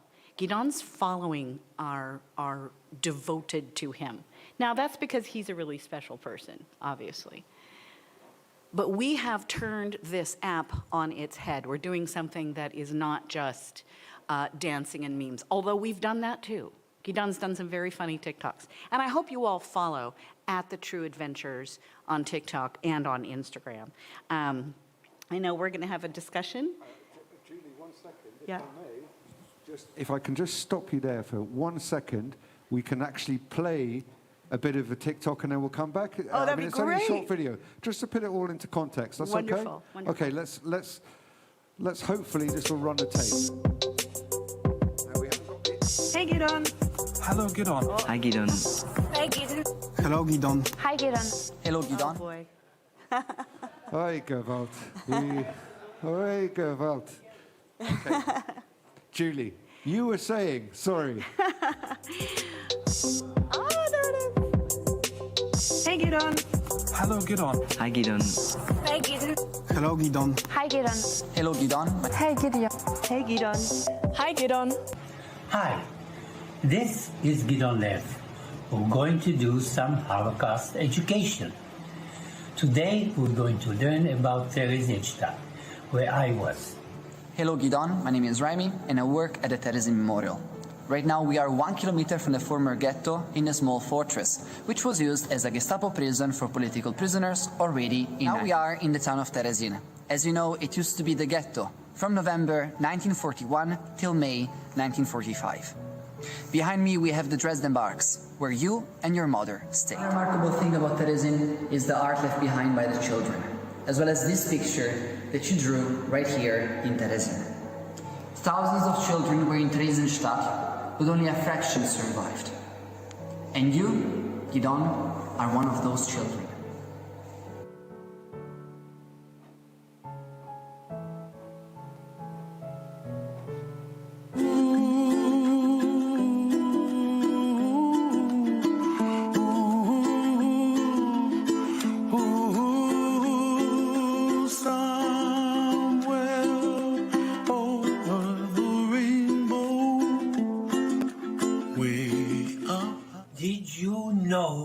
about the Neuengamme concentration camp. Hi Gidon, I'm Marie from the memorial of the concentration camp of Neuengamme, and I'm standing here in front of the main entrance of the memorial, which was also once the main entrance to the concentration camp. This was the original main gate through which thousands of prisoners had to walk through. In August 1939, Jews were forbidden from entering most restaurants, and Jewish sections had to be set up in those that remained open. Jews were also excluded from all public swimming pools in Prague. In May 1940, Jews were denied entry to all Prague.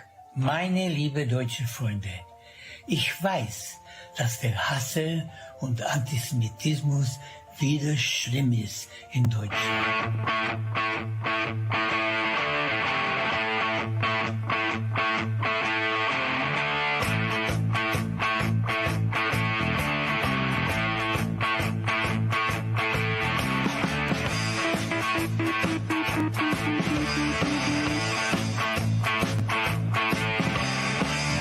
When I die and they lay me to rest, I'm gonna go to the place that's best.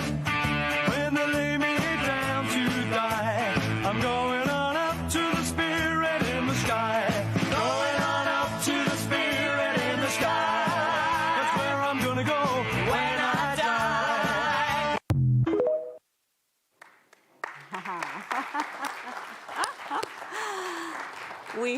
We have a lot of fun with it, and I think you can see that the impact that not just Gidon's account is making, but those of many others, is having in the space online on TikTok and Instagram. And I wanted, before we start a discussion, I want to say, because we do have members of parliament here from all over Europe, that my message to you and to any Jewish educators here is that Jewish educators and institutions need to embrace the language of social media. This is very important. You notice there's layer upon layer in TikTok of text and music and visuals. There's a particular language of social media, and we need to embrace it. Old materials must be updated, and new content must be creative. For this, we need creative collaboration, support, and funding.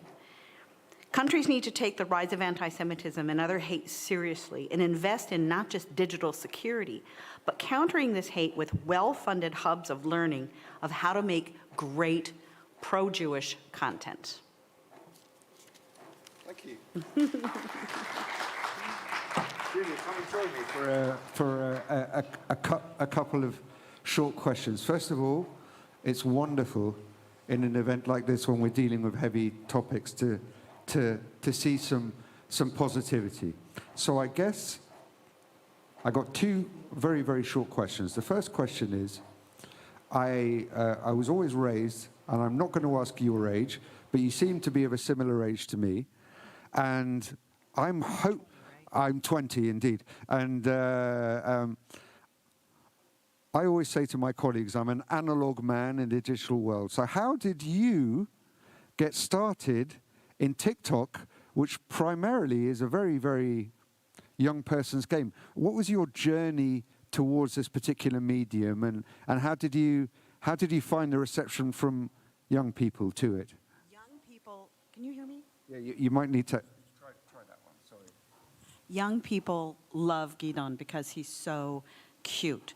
So I knew right away that I had this face who has a serious story. I worked in Hollywood for a long time as a story developer. And so I worked in the medium of film, and I'm a writer and I'm an editor.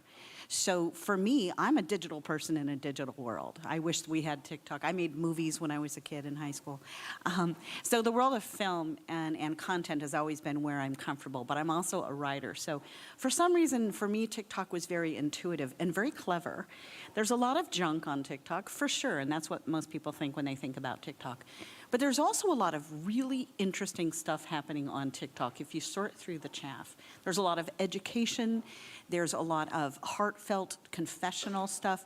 And I saw an opportunity to take the many layers of TikTok to subvert the app in a way.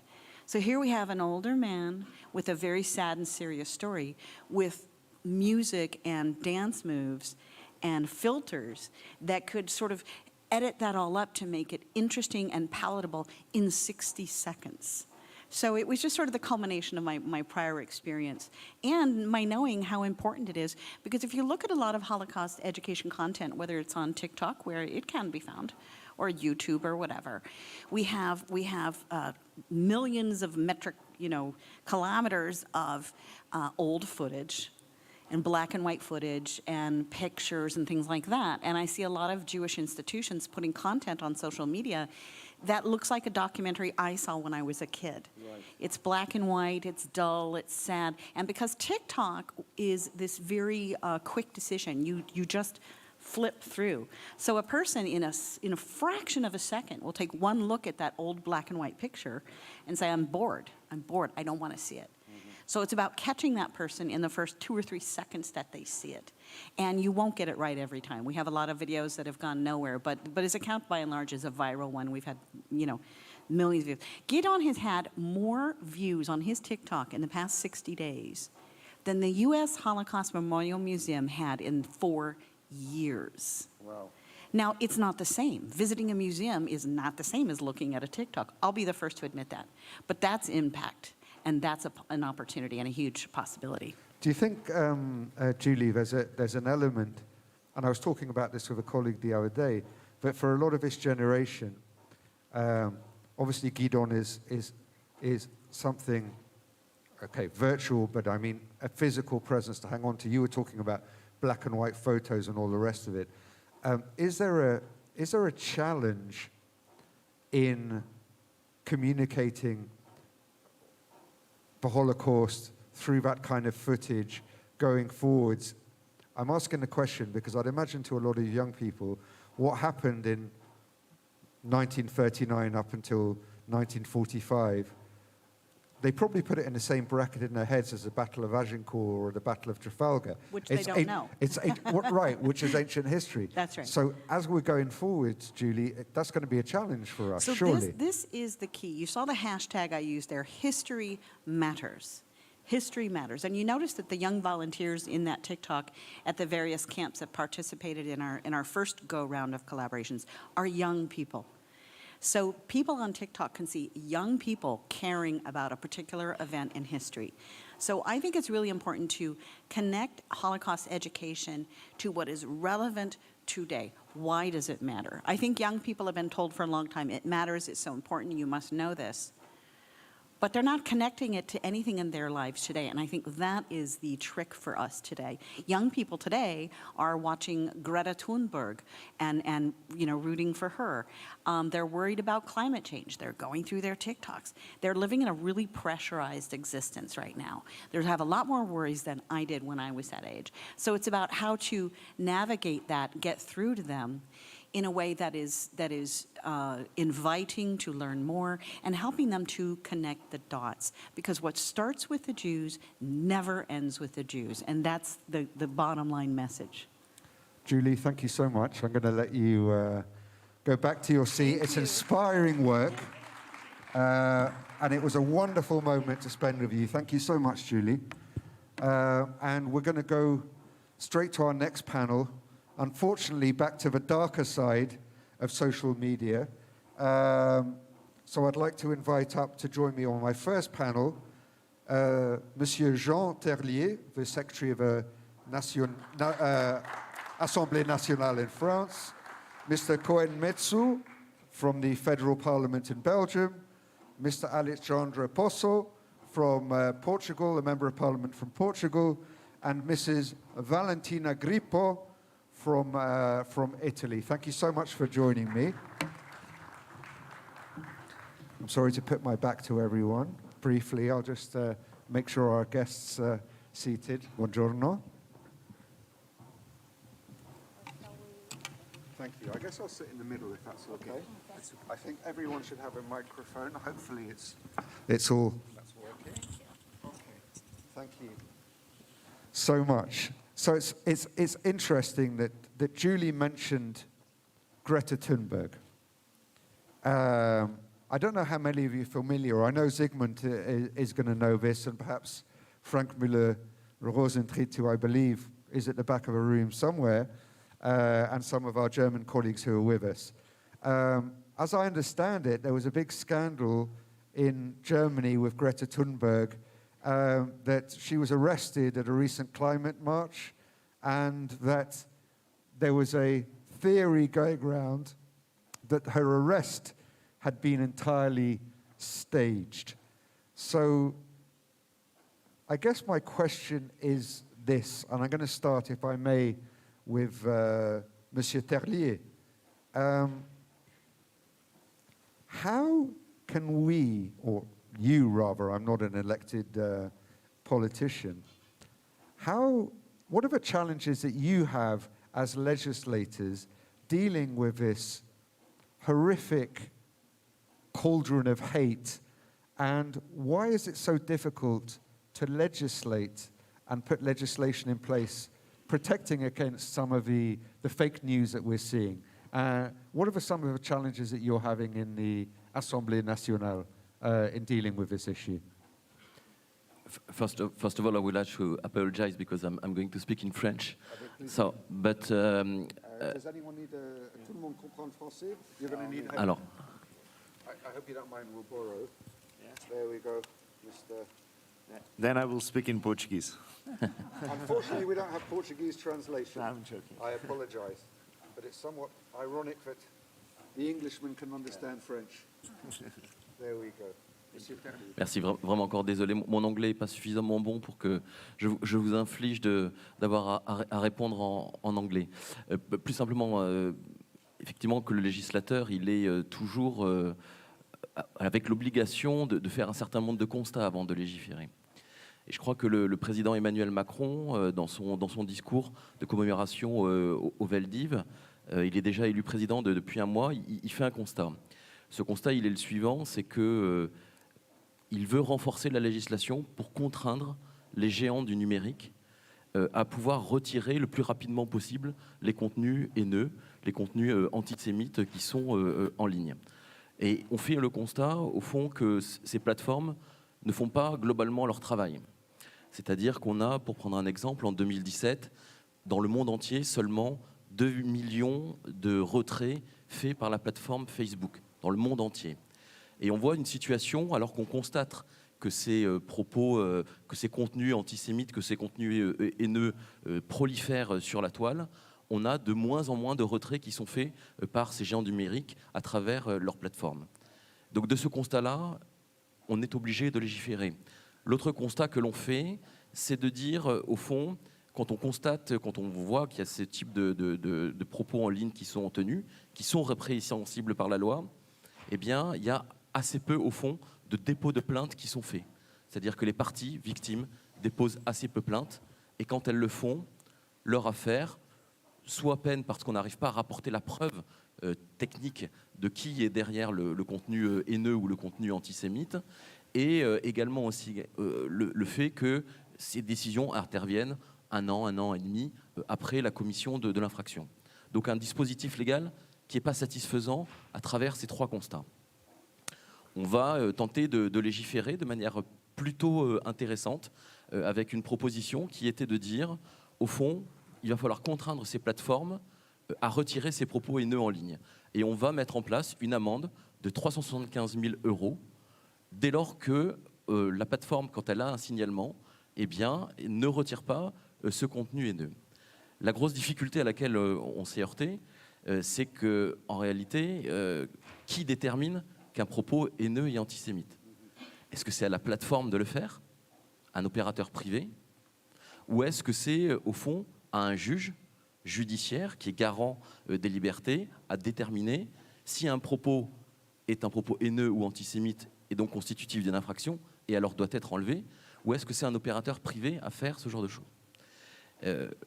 Si on passe par le biais de la justice, au fond, et du juge, on le voit, le constat, c'est celui d'une justice trop longue à prendre des décisions et donc, au bout du compte, des victimes qui ne déposent plus plainte parce qu'elles sont perdues, au fond, à travers tout cela. Et il y avait aussi également une difficulté parce que ce dispositif-là, il a fait l'objet d'une censure par le magistrat suprême, qui est le Conseil constitutionnel, en considérant que si on autorisait ces plateformes de leur propre chef à enlever ces contenus, eh bien, ça pouvait être attentatoire aux libertés individuelles. Et donc, on a eu, à travers ce dispositif-là, une censure de la part du juge suprême, qui est le Conseil constitutionnel. Mais dans cette loi, qui est une loi de notre ancienne collègue qui s'appelle Laetitia Avia, il y a quand même eu un certain nombre de choses qui ont été faites. Notamment, on a créé ce qu'on appelle un parquet spécialisé en France. Un parquet spécialisé, au fond, c'est des juges spécialisés dans la problématique de ces contenus haineux ou antisémites, pour rapidement connaître des dispositifs et prendre les mesures qui s'imposent. Et dans le même temps, comment est-ce qu'on fait pour faciliter le dépôt de plainte des usagers et des victimes en ligne? On a créé une plateforme qui s'appelle la plateforme Pharos et qui permet une personne, lorsqu'elle constate qu'à son égard il y a eu un propos antisémite, un propos haineux ou autre, eh bien de déposer plainte en ligne à travers cette plateforme du ministère de l'Intérieur qui, elle, fait le relais entre le ministère, entre la victime et ces plateformes pour un retrait de ces contenus haineux. Donc cette législation, elle est allée très loin, peut-être pas suffisamment loin, nous verrons. L'idée, c'était aussi de faire revenir à la table des discussions les plateformes, parce que si on n'arrive pas à contraindre, eh bien, il faut les associer au dispositif législatif, et c'est ce qu'on a essayé de faire à travers ces différentes lois qu'on a votées sous l'impulsion du président de la République, Emmanuel Macron. Thank you. I'm going to come back shortly to that theme, and you touched upon some very, very fundamental themes. The idea of should a private company effectively be self-regulating, and you also touched upon the notion of the idea of free speech, and that social media is very much that kind of still regarded as a bastion of free speech, and maybe things haven't got bad enough yet for it to be seen as something that needs to be legislated in a more effective way. But before I come to I'm going to call you Valentina, if that's okay. I hope you don't mind. If you do, I'll happily revert to Mrs. Griepo. But before that, Mr. Metsu from Belgium, member of the Federal Parliament. Before we go on to more on the legislative front, question for you. What can politicians do, given this climate, to overcome anti-Semitism? I mean, I know that's a huge question, but I'd be grateful for your thoughts on it. Thank you for this question, Alex. I think that's the $1 million question indeed, but maybe the answer shouldn't be that complicated. Exactly 1 month ago, I was in Athens, where we had the Mayor's Summit against anti-Semitism, because besides Member of Parliament, I'm also mayor. And it struck me that in 2021, anti-Semitism had the highest record ever, which is, of course, not very good news for all of us, by the way. And I've learned a couple of things. I think that as a solution, we should adopt the IHRA definition on anti-Semitism, but Mr. Papadakis said it earlier on today, we should not only talk and adopt and discuss and debate, but we should also act. And I think there are 3 things we can do in a very short term. I call it the TIE principle. So we should train law enforcement. And I'm very happy that the senior advisor of the Police of Antwerp is here amongst us today, not only to support us, but also to learn how they can assist us in overcoming anti-Semitism. That's 1. 2, we should also investigate discrimination and prosecute. And 3, we should educate. Everything starts with proper education. 10 years ago, we opened a synagogue in my village.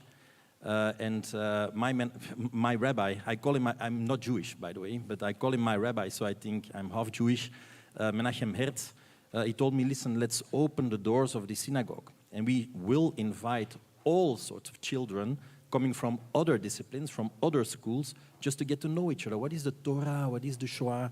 What is Chanukah? In which we resemble, in which we differ maybe a little bit. So I think the 3rd point, education, is as important as the first two things I just said. Thank you. Having said that, we were talking about education in Belgium. In particular, Belgium, rightly or wrongly, has a reputation. I'm thinking of the most recent episode, I'm sure everyone's familiar with it, of Fouda, which was based in Molenbeek.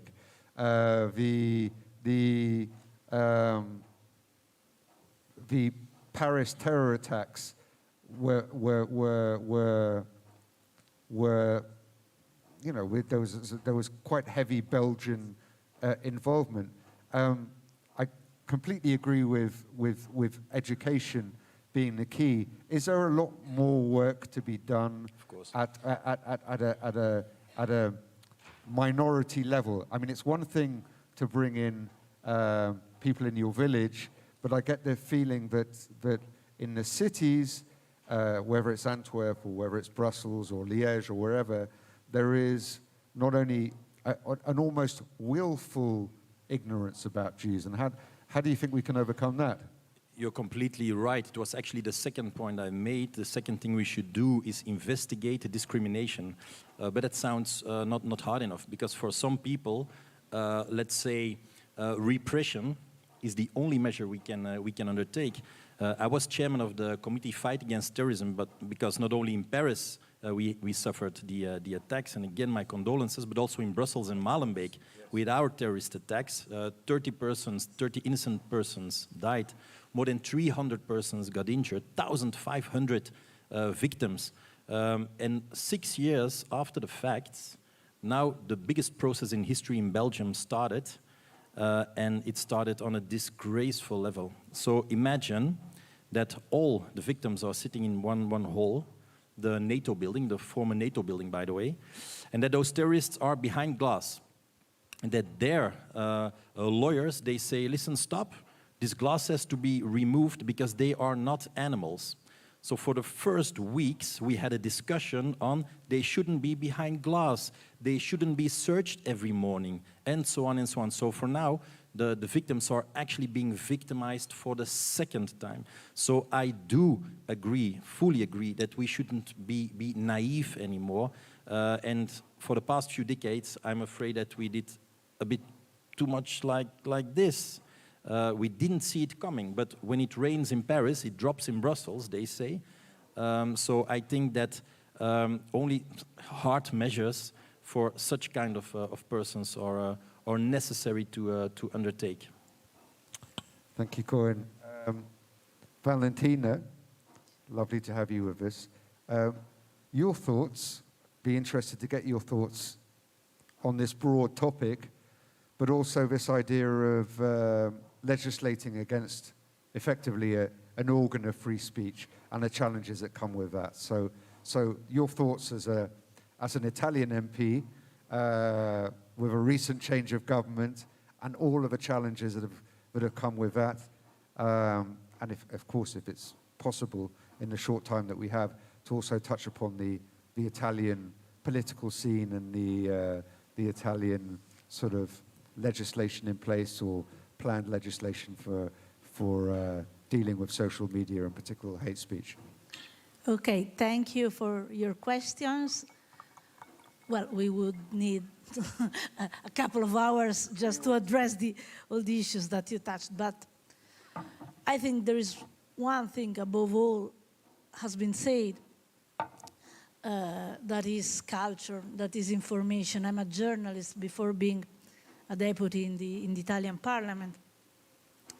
And I was very hit by the Guidon and Julie TikTok project. I'm not a TikTok follower, but I have 3 children. And I know that we have to work on new languages. And as legislator, we have to know that the languages have to be new. But still, there is much to do in school, in education, in building knowledge of each other, with the double object from empowering identity of the Jewish kid, of course, from a side, but still fight anti-Semitism from the other, from the only real way that we have, that is knowing each other. It is true in more complex situations, but it's also true even in countries where maybe anti-Semitism is not so aggressive like other places, but still there is, and still is growing, and still has not to be underestimated.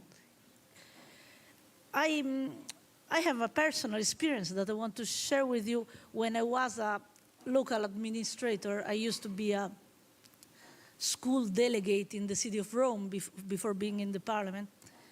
And such as that role, I had implemented the kosher meals served into the public schools, because we didn't have it in public school. We only had it in private schools or in Jewish school. And this was a very small project that we did together with the Jewish families of Rome, the Jewish community, but with all the other communities, because we understood that that was a very important signal, not only for whom would benefit directly of the service because they would eat the kosher meal, but for all the school community that would understand the differences between culture, between meals, between habits. And we also did some mixed project in sharing now the different foods with very young kids. And this was a very touching and exciting experience, because it showed that also in cases that were very, it would seem not important to explain to all the community what was happening in those families that would had different religious habits and different. I have seen really a change of perception in that community. And in that occasion, I understood that we have to work together, not only with whom is sensible to this field, but only to whom is not sensible to the field, but can help to understand how to address this kind of knowledge and information. We did something also. We have, in the Italian schools, we have a week that is called Week of Memories, which is in this week, of course, in all the Italian schools. And it's very interesting that it's a week that it's very appreciated from all the the school community of all levels, and not only from the Jewish community. And this, I think, is the real key, is the exchanging the information, exchanging the education horizontally with all the community. Because it's not, I'm not Jewish, I've grown in a very strict Jewish community because I have a lot of friends there, and also before being a legislator, being a politician, I would be part of a lot of Jewish tradition. However, I've seen my kids and the friends of my kids changing their ideas on just by living together. So this, I think, is the key. In Italy, I say it again, it's easier than somewhere else. But we have to not, I've said it in the Italian parliament, not underestimate the risk of anti-Semitism, also where it seems is no more a real problem, because it is not, because it's underneath and it works, and also we have to work with the adults starting from the children. I think that the information can grow in the families if it starts from the children. So I'm vice president of the Culture and Education Commission in the Italian Parliament. We will propose laws that embrace this point of view to a legislative point of view, but still I believe that we have to go to the low level of local administration in order to be sure that every act in the education in the schools has this point of view and imprinting. Of course, using the new languages and new technology, new platform in order to reach young kids and the youngs that still don't talk our old languages. Okay, and is there just a quick follow-up? Is there, just what you were saying about this idea of sharing cultures and sharing dialogue, is that more challenging in the current environment in Italy, where migrants, the very people that in theory can bring more cultural dialogue to Italy, are a hot political topic right now? So that's going to be a challenge, right, going forward, or? Yes, yes. Of course, I here representing not a part, but my country as a whole. So I want to believe that these issues are not of a part, because it would be very sad if in 2023 the freedom of religion and the respect of one another would be part of just a political part of a point of view. I always try, when I do this project, to have the unanimous position of all my colleagues, because I really believe that this is a common sharing that we have to do.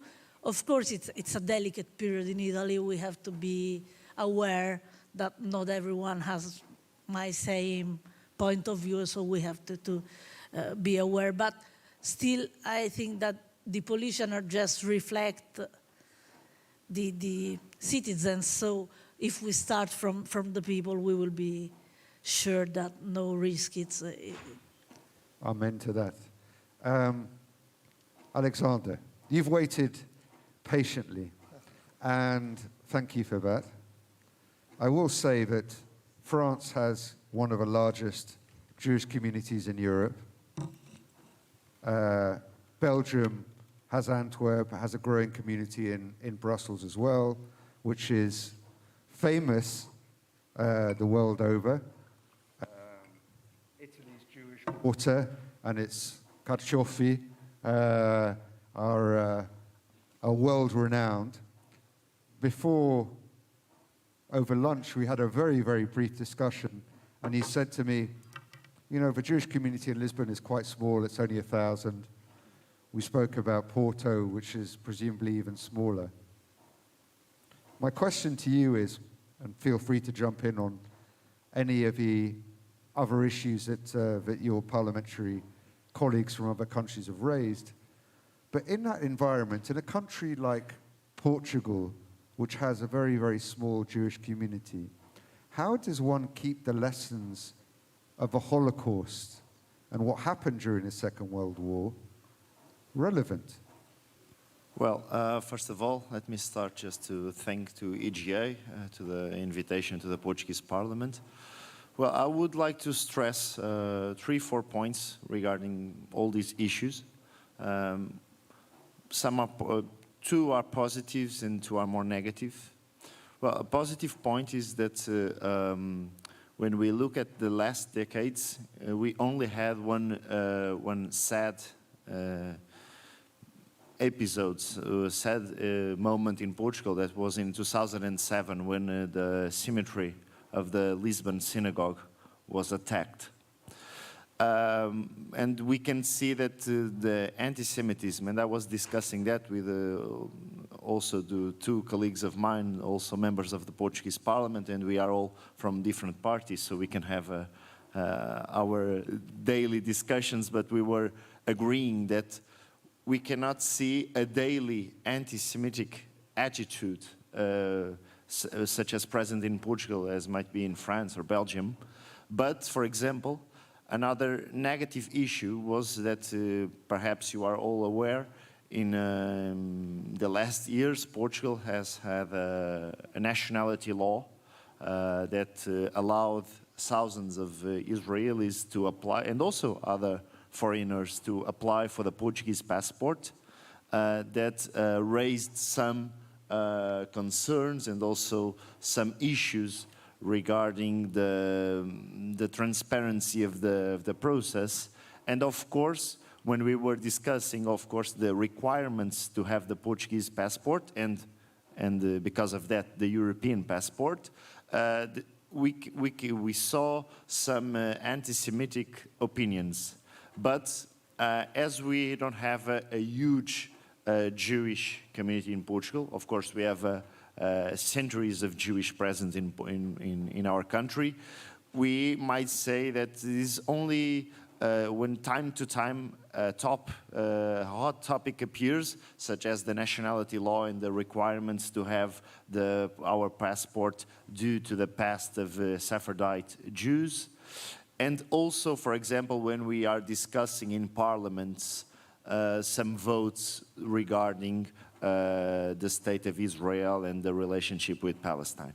This might be the 2-3 main problematic issues that we see, and we can face the typical arguments that we saw on the first presentations. Some of the prejudices about Jews appear time to time when we are discussing these hot topics. But I would also want to emphasize that, for example, with the current Israeli ambassador in Portugal, Mr. Dos Shapira, he's been doing a quite active job inviting young leaders, going to schools, going to universities, organizing events, public events. For example, in this December, the Embassy of Israel in Lisbon organized with the Lisbon City Hall public Hanukkah commemoration. For example, this week we will have a vote in Parliament, a remembrance vote put up by the President of the Parliament to stress the 27th of January. And I think that although we might not have some kind of problems that we face in the Central Europe and also in the Eastern countries of Europe, we have to invest in education, and that's why I was stressing the behavior and also the proactive attitude of the diplomatic services in Lisbon of Israel, because they are keen to be involved with politicians, with the teachers, with the ministers, and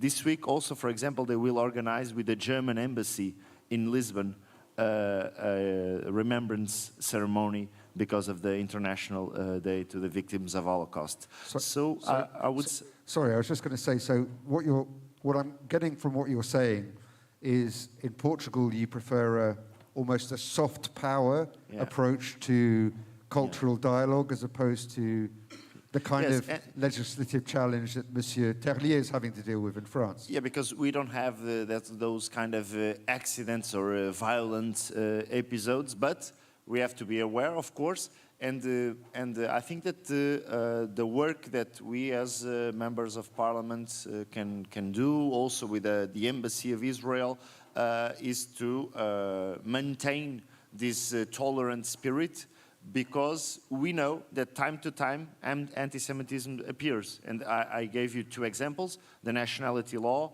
and also all kind of these discussions regarding the Palestinian issue and the relationship with the State of Israel. So being aware but maintaining our tolerant spirit and of course relying also in the good job of for example, the Porto community and the Lisbon community of Jewish people that are always working with us and with the embassy services to promote Jewish life.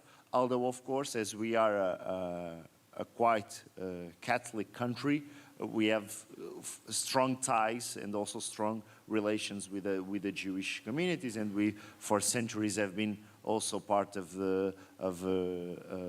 brother communities with the Arabs and with the Jews, and so I can define our country as being quite tolerant, but being aware and not stop working. We have to always working, especially with the young people, and that's why I stress the work of the embassy, because the current ambassador in Lisbon is always pushing for moments and initiatives and meetings and the public events with younger generations, with young politicians to talk about Holocaust, but also to explain the Jewish life, and also, of course, to explain some of the more divisive issues regarding Israel and the relationship that we as a Western countries have, of course, with Israel.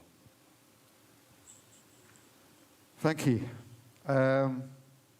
Ladies and gentlemen, I wish we had more time, but before I let our panelists go and we start our second political panel, let me just say to each and every one of our guests here that we're incredibly grateful that you took the time to come and be with us in Prague on a cold January day. We wish you good luck in all that you do. As you can see, there's no one uniform answer. Each country's challenges are very, very much their own. But I think from the panel so far, the key words that I'm taking are education, sharing from a soft power perspective, and also this constant tension between allowing free speech and effective legislation. And we're going to explore some of these themes in our next panel. But for now, ladies and gentlemen, thank you so much for your time. Thank you. And we'll move straight on with our second panel. If I could ask Monsieur Bertrand Saur, Dr. Thomas Feist, and Mr. David Stogmüller to come and join me on stage, I would be incredibly grateful. Thank you. Wonderful. Thank you. And you'll be pleased to know I'm working on getting everything back on track, so we should be finishing on time. Thank you, gentlemen. Thank you for joining me. I'm going to start. Sorry, everyone, make yourselves comfortable. Everyone have a microphone? Okay, we're good. And there's obviously some water on the table if you need it. Maybe actually, if somebody could arrange for a couple of fresh glasses to be brought on the stage for our guests, I'd be extremely grateful at some stage. Thank you. So I'm going to start with Monsieur Saur. You're going to, of course, it's up to you. We can do it in French or we can do it in English. Your reply, I mean, but. Mrs. Valentina Grippo earlier on, she was talking about this notion of it's very, very important for cultures to understand each other and sharing and this sort of dialogue and people talking. And it got me thinking about you and the work that you're doing. You're primarily involved in culture and education. And there was a horrible case a couple of years ago now in France of a teacher in school, Monsieur Samuel Paty, who was trying to get his class to understand the notions of free speech, what precipitated some of the problems with the Charlie Hebdo attacks. And he was decapitated by somebody. It was actually a pupil, as I remember it. So my question to you is, as somebody who's a legislator involved in education, involved in cultural matters, what's going on in France? Is it a uniquely French phenomenon, or do you have your own particular set of challenges? And this idea of fake news, social media, is that feeding into the difficulties that you're having there, or am I making too much of a rather isolated incident? Oui, alors tout d'abord, m'excuser because my English is so bad. I prefer speaking French. Anyone need headphones? Tout le monde va bien? Everybody speak French. Okay. C'est parti. Merci beaucoup, merci beaucoup. Effectivement, je voudrais évoquer ce dramatique, ce tragique moment qu'a vécu notre pays. C'était en octobre 2020 2 ans maintenant, lorsque nous avons appris qu'un professeur, alors qu'il faisait son métier, avait été sauvagement décapité à la sortie de son établissement scolaire. Vous imaginez, je crois que cette onde de choc a été beaucoup plus loin que la France. Nous avons cruellement vu que lorsque l'on enseignait la liberté d'expression, nous pouvions effectivement être victimes d'un acte aussi barbare. Et là, les réseaux sociaux ont joué effectivement un rôle tragique. Cet homme a tout simplement voulu, devant des élèves de 4e, montrer 2 caricatures de Mahomet, en prenant bien le soin d'exprimer aux élèves qu'ils pouvaient tourner la tête et même quitter la salle s'ils le souhaitaient. Or, à partir de ce moment d'enseignement, un parent d'élève, un père, a inventé un tout autre récit. Et l'a exprimé de façon très explicite sur les réseaux sociaux et notamment sur Facebook, en laissant penser que ce professeur avait montré la photo d'un homme nu en disant que c'était le prophète.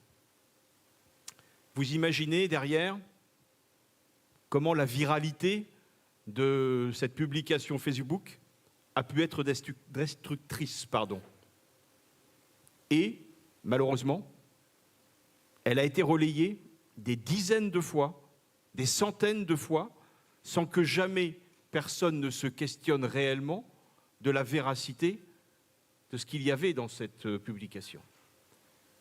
Et 10 jours plus tard, un terroriste islamiste, à la sortie du collège, parce que dans cette publication virale, on avait cité le nom du professeur, on avait cité le collège dans lequel il travaillait. À la sortie de son travail, ce professeur a été décapité. Et pire encore, cet assassin a immédiatement posté sur les réseaux sociaux la tête de l'homme qu'il venait de tuer. Alors oui, nous législateurs, nous pouvons bien sûr écrire des lois, voter des lois. Nous l'avons fait et mon éminent collègue Jean Terlier l'a rappelé tout à l'heure.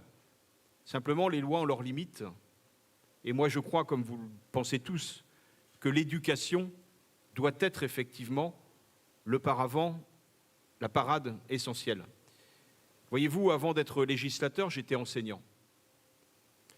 Et je me suis efforcé tout au long de ma carrière d'enseignant à permettre à ce que mes élèves puissent être eux-mêmes acteurs devant ce qu'ils voyaient, être capables de trouver quelle était la source de cette information, d'aller comparer ce qu'ils lisaient, ce qu'ils voyaient avec d'autres sources d'informations. Principal enjeu que nous avons tous pour perpétuer la mémoire, puisque la mémoire orale, malheureusement, s'éteint. Nous devons effectivement faire en sorte que les jeunes que nous éduquons, les citoyens de demain, aient toujours cette capacité à se forger leur propre opinion, à avoir cette liberté d'expression, à forger aussi l'image, l'idée qu'ils sont à même, eux, de véhiculer ensuite. Donc je crois fermement dans l'éducation, mais là aussi, il faut que les législateurs que nous sommes donnions les moyens aux professeurs, en les formant, en donnant les outils numériques, mais aussi en inscrivant peut-être dans nos différents pays cette éducation aux médias comme une obligation, comme parade à l'antisémitisme, à la violence, à la haine en ligne. C'est un défi, je crois, majeur de nos sociétés et de nos sociétés de demain. Donc soyons-en conscients et surtout légiférons en ce sens. Et je pense que nous aurons fait émerger peut-être une parade utile. Quick follow-up question. Based on what you were saying, I mean,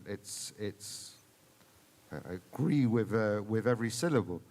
Although I do have one question. My question is this, that Samuel Paty seems to be obviously a horrific outlier. But from what I've heard, and you were saying you were a former teacher, that I've read, and not just in Le Monde, but in the New York Times and other places as well, but a lot of teachers are actually scared to talk about the principles of laïcité in schools. So is laïcité in France this great pillar of French society, is it real, or is it becoming increasingly a mirage in education terms? La liberté d'expression, comme la laïcité, sont inscrites dans notre Constitution française depuis 1958. Ce sont des piliers de notre République française. Et je crois que ce professeur, à travers le choix d'utiliser des caricatures, a tout simplement travaillé dans le respect de la laïcité, dans le respect de la liberté d'expression. Et je crains que si un jour nous nous privions effectivement d'utiliser certains outils, certaines publications, certains écrits, nous ne respecterions plus la liberté d'expression. Samuel Paty a simplement fait son travail d'enseignant. Mr. Stogmüller, your thoughts, I mean, obviously I can imagine education is important, but also be interested in your thoughts on legislative tools that you can use to, I mean, presumably there are fairly stringent laws in place in Austria, for instance, for talking about National Socialism, okay? Do we need similar laws when we're talking about anti-Semitism, or is it more the line of cultural dialogue and understanding? Where is the line, I guess, is what I'm asking. Is there a line? Is there a red line where you, okay, stop the cultural dialogue, we need to legislate? Big question, I know, but your thoughts. Good. Thank you very much. First of all, hello, and thank you very much for having me here. It's very good conference. I think, yes, it's a good question, because I think it's always need more steps to fight against anti-Semitism. Of course, everyone knows here, we are experts, we know it, what's happening. So in Austria, this government, the actual government make a plan to safeguard Jewish life and to combat anti-Semitism. It started January 2021, and it's our plan with 35 steps, how we can do that. Of course, we need, first of all, we need investments in project Jewish culture heritage, means that we show Jewish life, we show that it's existing, what's happened. I think that's one big thing to make it public. That's never forget everything. We founded a center for anti-Semitism research. I think it's very necessary, because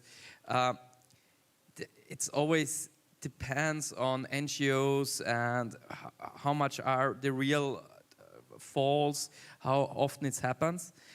We've grounded a platform for the society and to discuss about or found a dialogue about anti-Semitism. And of course, and that's one point you mentioned, we need and we have a strong law, Austrian Prohibition Act. It's the Verbotsgesetz in Austria, it's named German. And it's strong and clear, but there's also some loopholes where it's not really everything clear. And so we make it stronger, we make it clear, and we close these loopholes because it's necessary.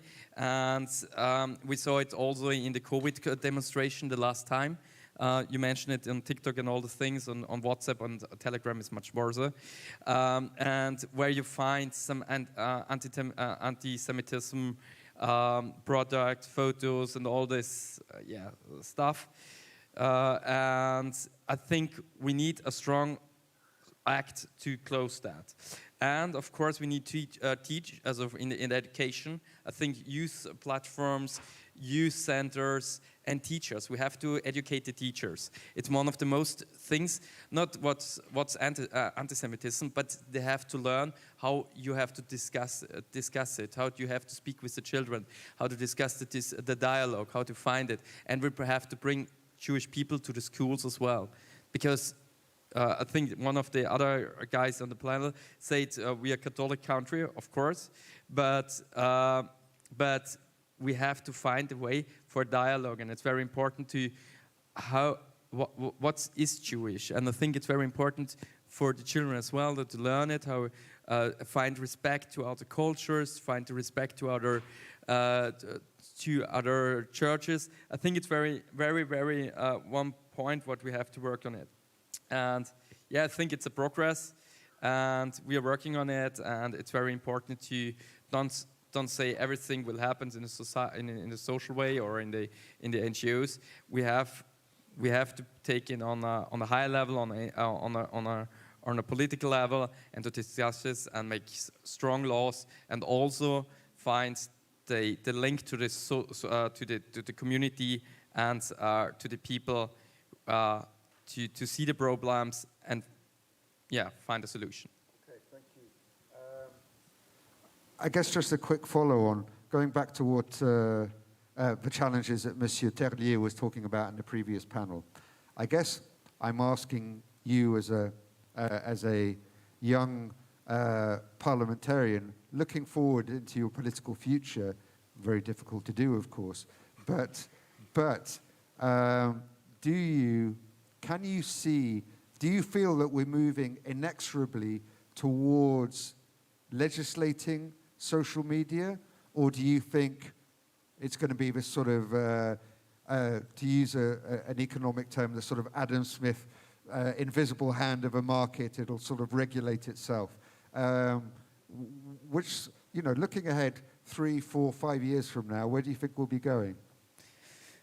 A good question, because I'm a kind of liberal, but I think one we have to. I think what we always forget: social media is extremely quick. It's extremely quick. You see it in Ukraine in the war. It's the first war I can mention who is on social media. How people. It doesn't matter what age, you see it on social media, on TikTok, on Instagram, on Facebook. It doesn't matter. It's very quick. And also anti-Semitism and all the hate speech, it's happening very quick. What we don't have to forget is we have to fight against it. And it's not only a law, it's a society, and we have to fight it on the social media as well. So we have to ban it on the social media. We have to talk to the players. But when something happens, other thing happens already. So when we ban Twitter or do something on Twitter, it's something new happens. So I think it must be, we have to act really, really quick to ban it. I'm not sure what's happening in 5 years because no one knows. Some weeks ago, our ChatGPT is coming. It's completely changing everything in the internet and in the whole society. Nothing knows where's the way, what's the next steps in the new society.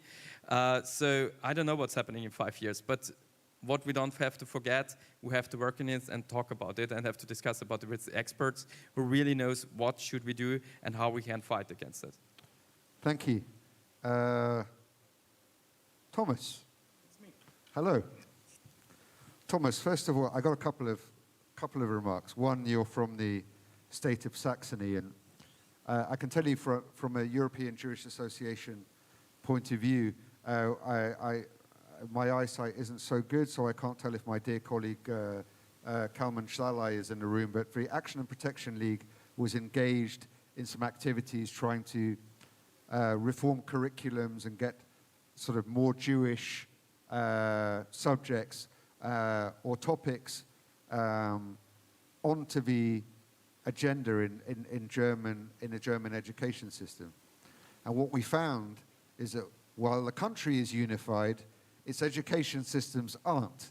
That Saxony has a completely different situation to the Hanseatic League, the Hanseatic states, and of course the situation in Bavaria is completely different, which presents its own challenges, which I'd like to talk with you about. But before we get to that, question that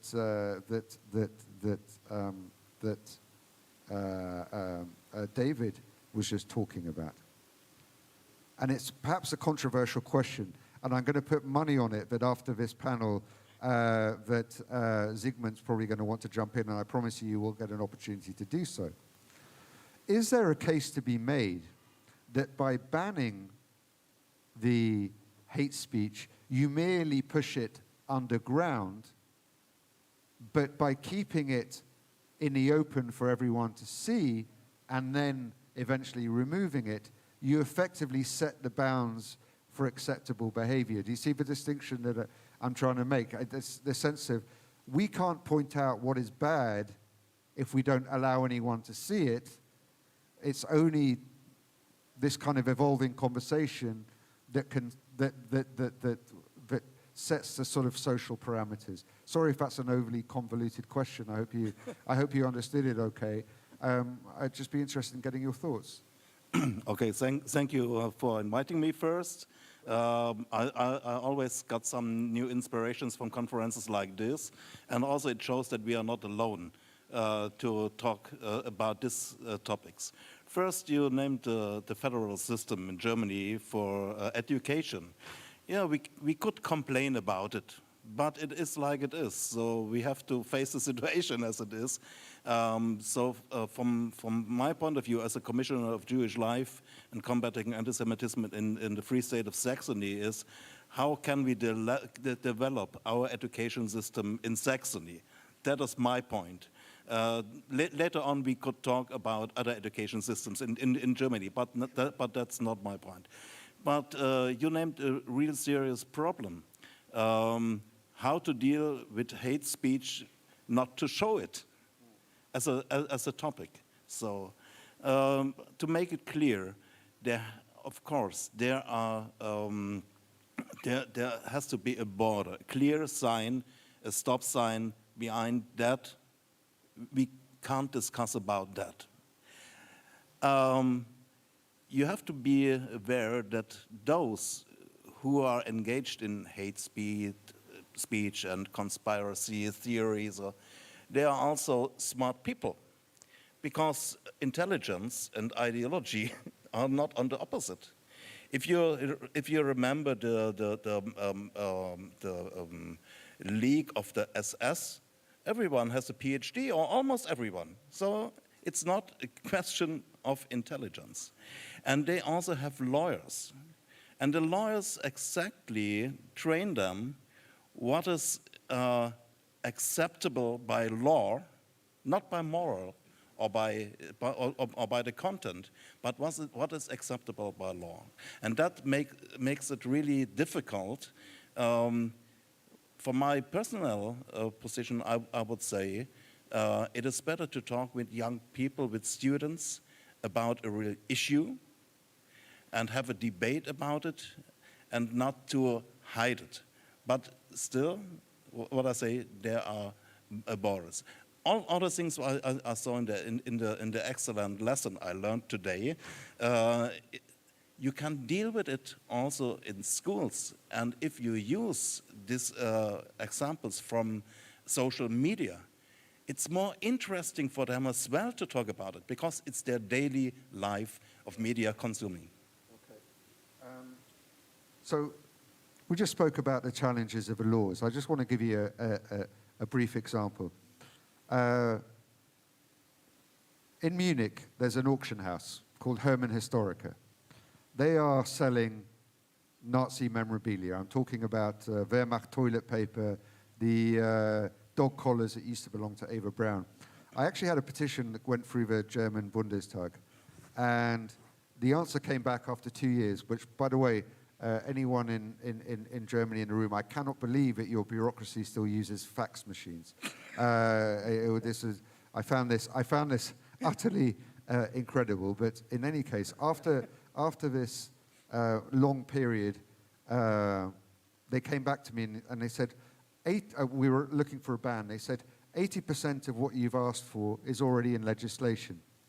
And my reply was, that's a bit like being told that we've got 80% of your cancer.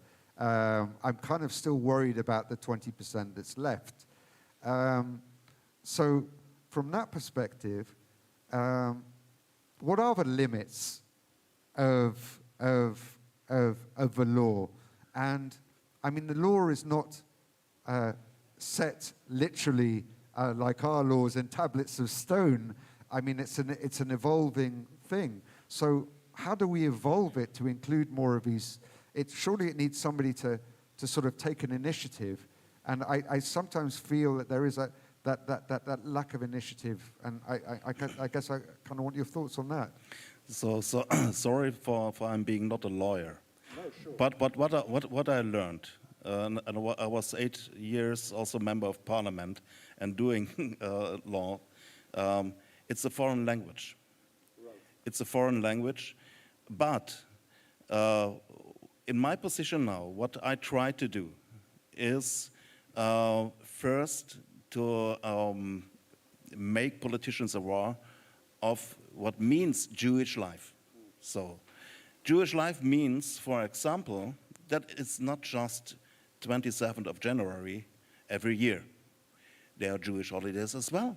And if you invite Jewish people for a conference or so, maybe fix before your schedule, maybe there are Jewish holidays. Or don't invite them on Saturdays. So these are simple things, but it means you not only you respect, you learned a bit. And then, with the knowledge you have, you can try to make better laws. And if you try to make better laws, then my position my position is independent and a honorable position. My task is to keep the politicians, always let them know that afterwards action must follow. It's not just about words, but if you gave politicians, they have a huge amount of work to do every day. Give them a sense of what they are talking about, and support them by going the right steps. Okay. That I would say. Thank you. Zygmunt, you've been very, very patient. Is there anything that you want to jump in on before I close this panel and move to the next? We're going to move towards education as a whole. I should say that Zygmunt Königsberg here at the front is a dear friend and also happens to be the, I'm going to say it in English, I hope you don't mind. You're the anti-Semitism sort of commissioner for Berlin. No, not for Berlin, of the Berlin Jewish Germany. Sorry. We've all forgotten lessons which aren't new. Karl Popper said in 1944, the paradox of tolerance. If we allowed the enemies of democracy to shout and to be active, at the end, the democracy will be ended. And that's the first lesson. The second lesson, which is my experience, laws is one part, but the sentences, the courts, are the other part. So of many anti-Semites leave the trial as a free man. Et monsieur, excusez, I'm just changing it to French. Le meurtre contre Sarah Halimi, que la cour des assises, que le procureur n'ont pas accepté ça comme crime antisémite, c'est vraiment absolument insupportable. Et je crois qu'on a le droit de dire ça, que les juges sont aussi à côté. Ce ne sont pas des saints. Yeah, that's one point. I just want to, it's not only to make laws, c'est pas seulement pour faire des lois. It's also to be at the consequence. Anti-Semites must be sure, if they are anti-Semites, that they feel it. Right. Really find they feel it. Because without this, all our education, every education system is working. If you cooperate, if you're going together, okay, we are working. But if we don't cooperate, there should be consequences. And we don't take the consequences, and that's the weakness we see. And that's what I'm really want also to give away. Yes, programs are fine, but really everyone is going to feel what consequence has been. And that's a very important thing. Zygmunt, very important point. Food for thought indeed. We didn't even touch on sentencing. I mean, I think we should probably discuss that at some stage in the near future. Absolutely, the deterrent has to be strong. Gentlemen, oui. D'accord. The issue is, Katja, is I'm very happy to do it. It just means that we're going to be going later. So please, if there are, yes, please. Okay.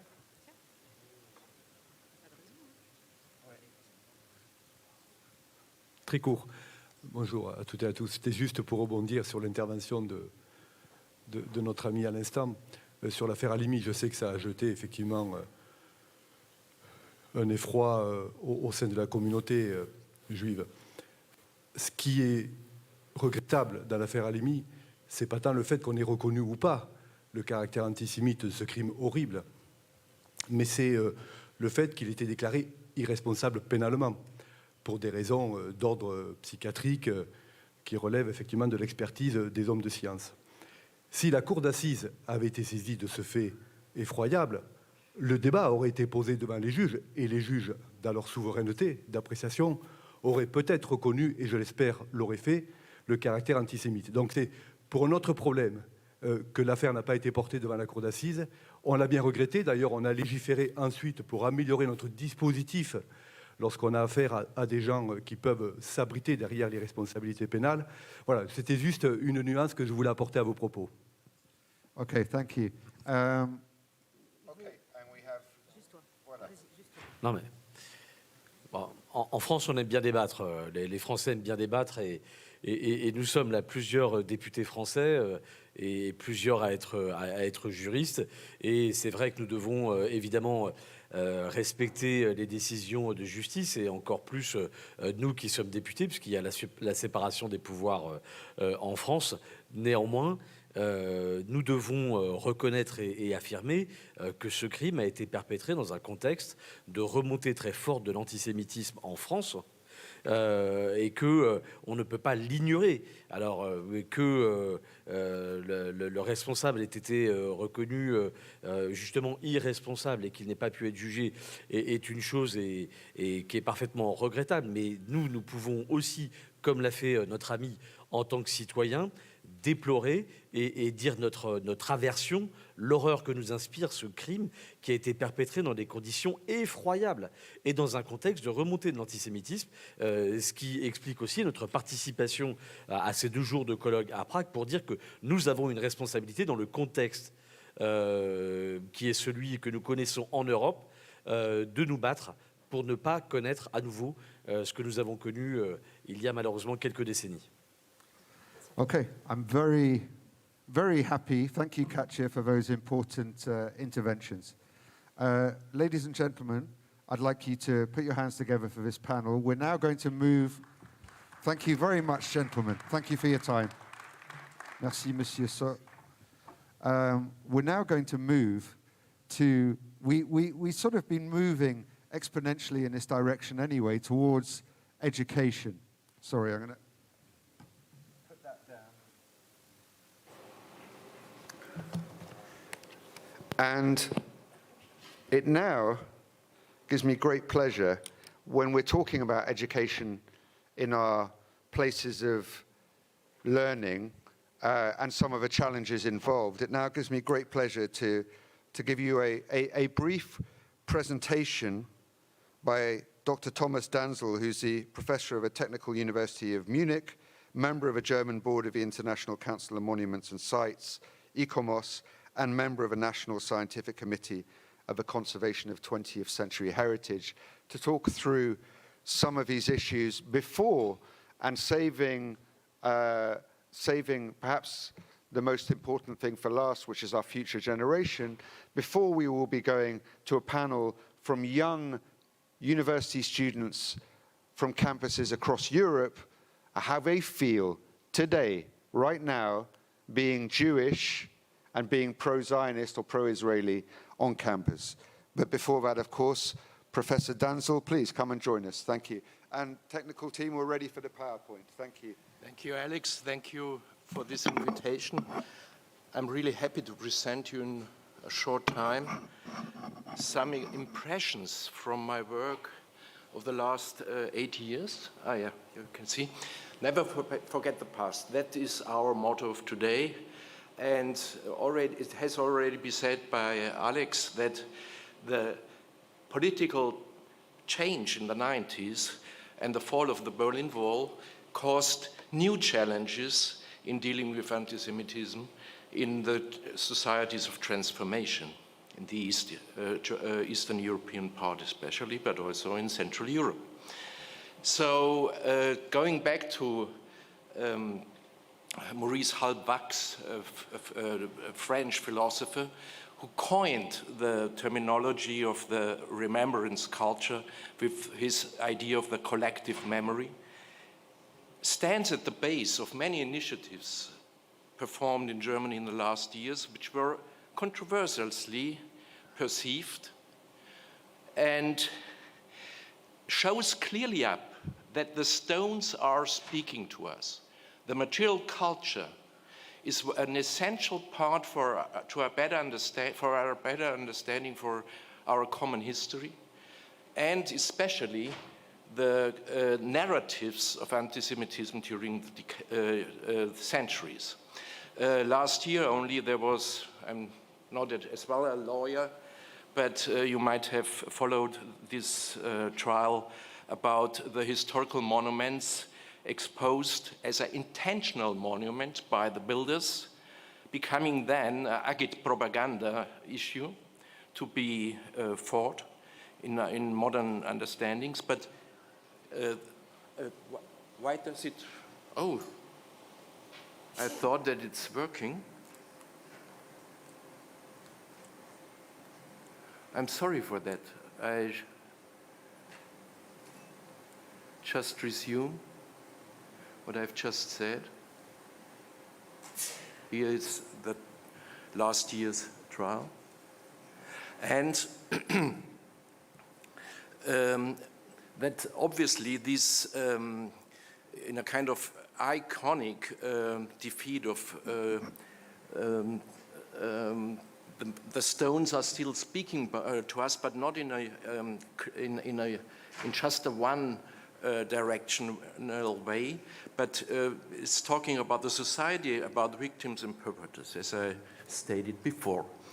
So these parts, which are elements of the cultural heritage, in this case of Bavaria, it's still acting as a propaganda tool, but as Bavaria, as Saxony with Thomas Feist, as an anti-Semitic commissioner, this is now opponed by information via different channels.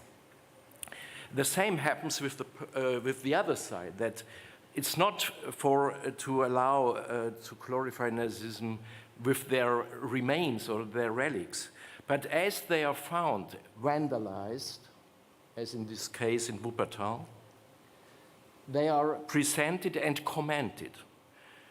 A kind of musealization is a risk of this kind of procedure, as you can see in the case of Brandenburg's Sachsenhausen concentration camp, where murals are clearly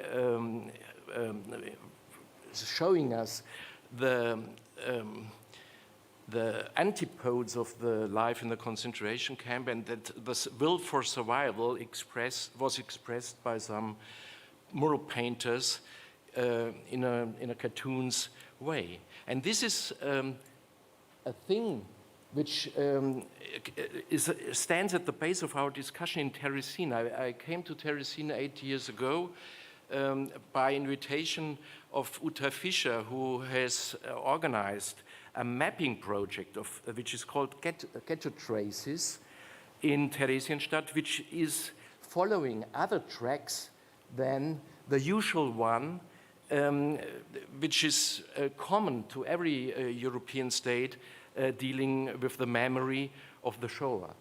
That means these are intended monuments thought to celebrate the memory of the in most of the cases also unknown victims, and that atrocities are, let's say, put on a level which is giving us information just in an indirect way. This has been shown all day long. This is a reconstruction. It's not an original, and one might doubt that it was exactly like as you can see here. This is a theatral scenery that is just opposed by original findings uncovered some years ago. The practice of monument care is ambiguous. So renewal, reconstruction, and even destruction of original traces is a common fact. In the Buchenwald camp, where I was involved also in consultants last years ago, you can clearly tell between the institutional memory of the GDR regime and the scenery, which is as well an iconic item, and the, let's say, the self-empowerment of the people who are giving these flowers to this gateway, who are crossing the archaeological site, you might call it, in imagining what had been there by the help of photos or devices. Now with a QR code or via internet connections, you can inform yourself on the site, on the spot, what has been done. But also reconstruction happens next to a scenery which is just dealing with the effect of the talking material. So these are more or less the most common practices in dealing with historical traces. In the case of Terezin, you will visit it tomorrow, you have two levels of history to be considered. The one is the fortress of 1790, and the second is the ghetto phase. So if you imagine that before 1910, up to 3,000 people lived there, in the years following 1942, the population, the imprisoned people increased up to nearly 60,000, that this housing problem was met by construction works of the Nazis, and in enlarging these housing systems, a new structure also then connected with the transport to Auschwitz, a railway track has been put in the middle of the fortress. So only in 2005, one of these main entrances of the former fortress, called Poterne, has been uncovered, and together with the University of Pardubice and some German universities, we had a summer school there in mapping and documenting the graffitis drawn on the stone walls by prisoners, by guardians, and by people who were thought to be transported to Auschwitz, who left their last message, for to say, together with their transport numbers, on the stones. These, in the last 13 years, suffered a lot of decay, and here is a documentation of the contours of the writings found on the place. And here on the right-hand side, you see that vandalism is still happening after the uncovery. So conservation works are needed to keep this wall of memory, which is not an intentional monument, but an unintentional monument of in a situation which is highly on risk because of the water penetration from above and from below. Here, a photo in black and white of 1945, which is clearly indicating the decay dynamics. And we were able to trace, with the help of the Dada Bank, the destiny of some imprisoned individuals. And in the end, we were able, just in this summer school, to reconstruct 14 peoples coming from the 3 different countries. And to give them back some dignity, they got lost just having got the number they wrote on the wall. We have also thought about a documentation online which is interactive. It's geo-referenced, so you can clearly find the different sites of importance which are normally not included in a visit to Terezin. So tomorrow you won't find anything of the photos I show you just in a hurry now, because I know my time is limited. This is in the main marketplace, the so-called post office that has been used by a high-ranked Jewish guardian. One speaks also about a cook, but anyway, he decorated by the help of the SS and the Organisation Todt to paint his private rooms, with sceneries taken out of the Manasseh Handschrift, a manuscript that has only been discovered in 26, and he, or the artist, interpreted this in an agitprop, anti-Semitic way. Probably, it's not included in the list of the Red Cross that has already mentioned today, but probably it was also of interest for these kind of propaganda towards the outer world, let's say, of the Nazi regime. Here is another very important site, now a pizzeria, which is proved by an intervention of 44 planned by the Jewish architect's office, who were responsible to transform these attics in rooms for prisoners. Here, a private organized a very interesting panel exhibition, which is connecting the material culture of the place, the remains and the relics of the people living there.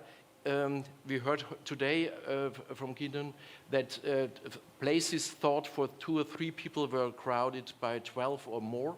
And in fact, writings on the wall have been not only documented, but also translated, because we have Czech, we have Polish, we have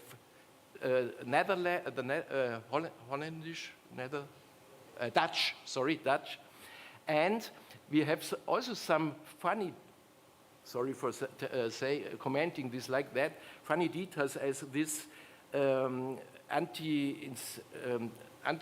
insecticide, which is called flu.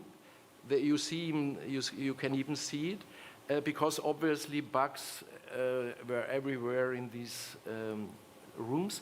And also some memories of the hometown Prague. This is Karl's Bridge. And next to it, the mines, the coal mines, where the forced laborers had to work. In fact, we find also vandalized parts, probably in the post-war time, of a hanged person. That's reflecting the reality of the camp, and especially here, the proof of the presence of some of the 6,000 Jews transported to Terezin before they finally ended in Auschwitz. This is in the very interest of the European community, actually, at the moment. I'm participating in an urban agenda project which is called Integrated Approach to Dissonant Heritage. And hopefully this mapping, this catalogue of the material traces of the ghetto in Terezin will be deepened, and this information then shared, which stands at the base, obviously, for any didactic initiative of Terezin, but also on other learning teaching institutions elsewhere.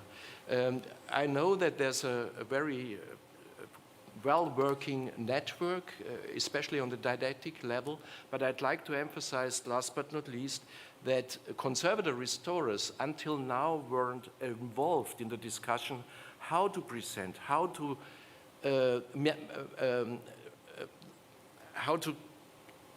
guarantee authenticity and a storytelling which is, yes, offering different perspectives, but giving dignity not only to the victims but also to the material testimonies. I think that's it, and that was the most astonishing finding. Mickey Mouse in one of the attics, you see all dirty and insured, but still alive, and hopefully we will manage it to preserve it as it is, without any retouching, without any addition and document and interpretation. Thank you for your attention and for your patience.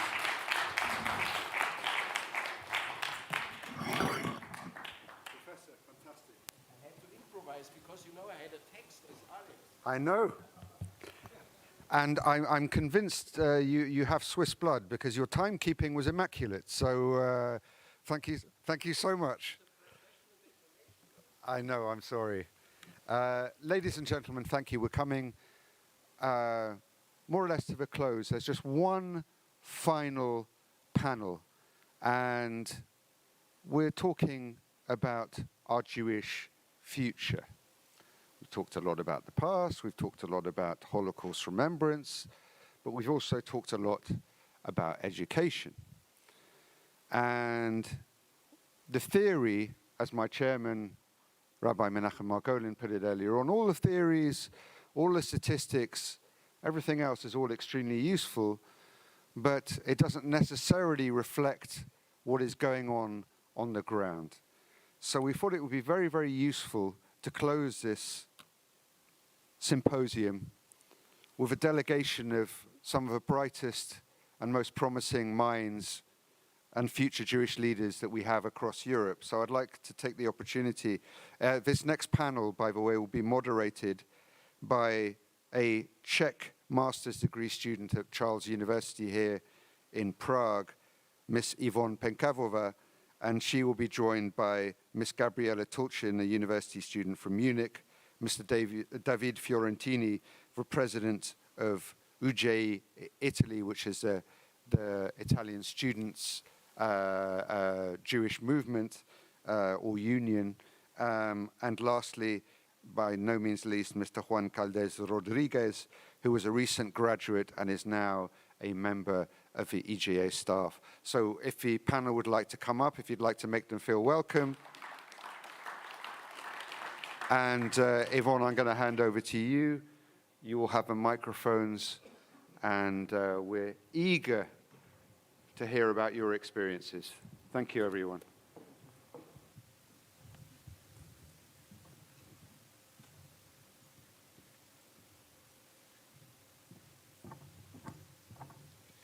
Thank you. Is it working? Yes, thank you. Thank you very much, Alex, for your introduction. Ladies and gentlemen, thank you very much for your attention. Before we get to ask a question of my dear colleagues, allow me a short opening. At the beginning of the symposium, we had a chance to see briefly an example of a propaganda movie that was shot in the Terezin Ghetto. This propaganda movie was for the Nazi regime forced some of the most brilliant minds in the movie industry, brilliant directors and even actors, and they were forced to create a false testimony. The Ghetto was being prepared for 8 months before the shooting even started, and the creation of the movie took around 2 more months. All of these great minds had to create this testimony only to be sent to Auschwitz-Birkenau and murdered after the project was created. Anti-Semitic propaganda is using fake media traditionally. However, in today's world, with use of modern technology and smartphones, propaganda movies can be created in a few minutes anywhere by anyone, and they can be easily shown to millions of young people.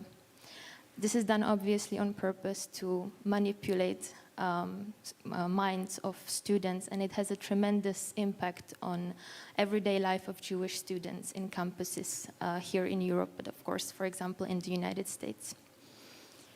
Now, I live in a luxury where Zionism in the Czech Republic is not a dirty world, and the state of Israel has basically negative or more or less positive image. For me personally, it was shocking when I found out, but this is not the automatic thing in the rest of the world. So I would like to ask Juan, my colleague from Spain, if he could tell us what image does the State of Israel has, and how the propaganda on social media is affecting everyday life of Jewish students. Thank you. So, can everyone hear me loud and clear? Yes, great. Thank you everyone for being here today. So the case of Spain is it's a fascinating one and a very sad one at the end of the day. It's a combination of both, because as most people in this room will know, the sad story that Spain has with the Spanish Inquisition, 1492. Still to this day, there's a lot of ignorance when it comes to anti-Semitism, and many Spaniards have not been exposed to Judaism, anything whatsoever. I'm not even getting into the whole Israel-Palestinian conflict, just Judaism itself. People have not been exposed to it. Many people, when they meet me for the first time, they say, wow, first Jew I'm ever meeting.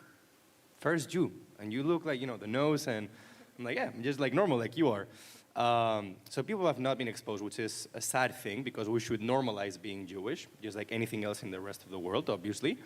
And later, in terms of anti-Zionism, I should say that our current government in Spain, it's a coalition of the Socialist Party and the Communist Party. And the Communist Party, when it was founded in 2014, it was founded and financed by the Republic of Iran. Iran financed Podemos, and the former vice president, who is the leader of Podemos, was a guy who said live on TV, Israel is a criminal and an apartheid state, on top of other horrible things. So as you can imagine, the perspective on the left right now in Spain is not the best. With the Socialist Party, they try to appease more with a two-state solution, whereas on the right parties are much more keen to supporting Zionism.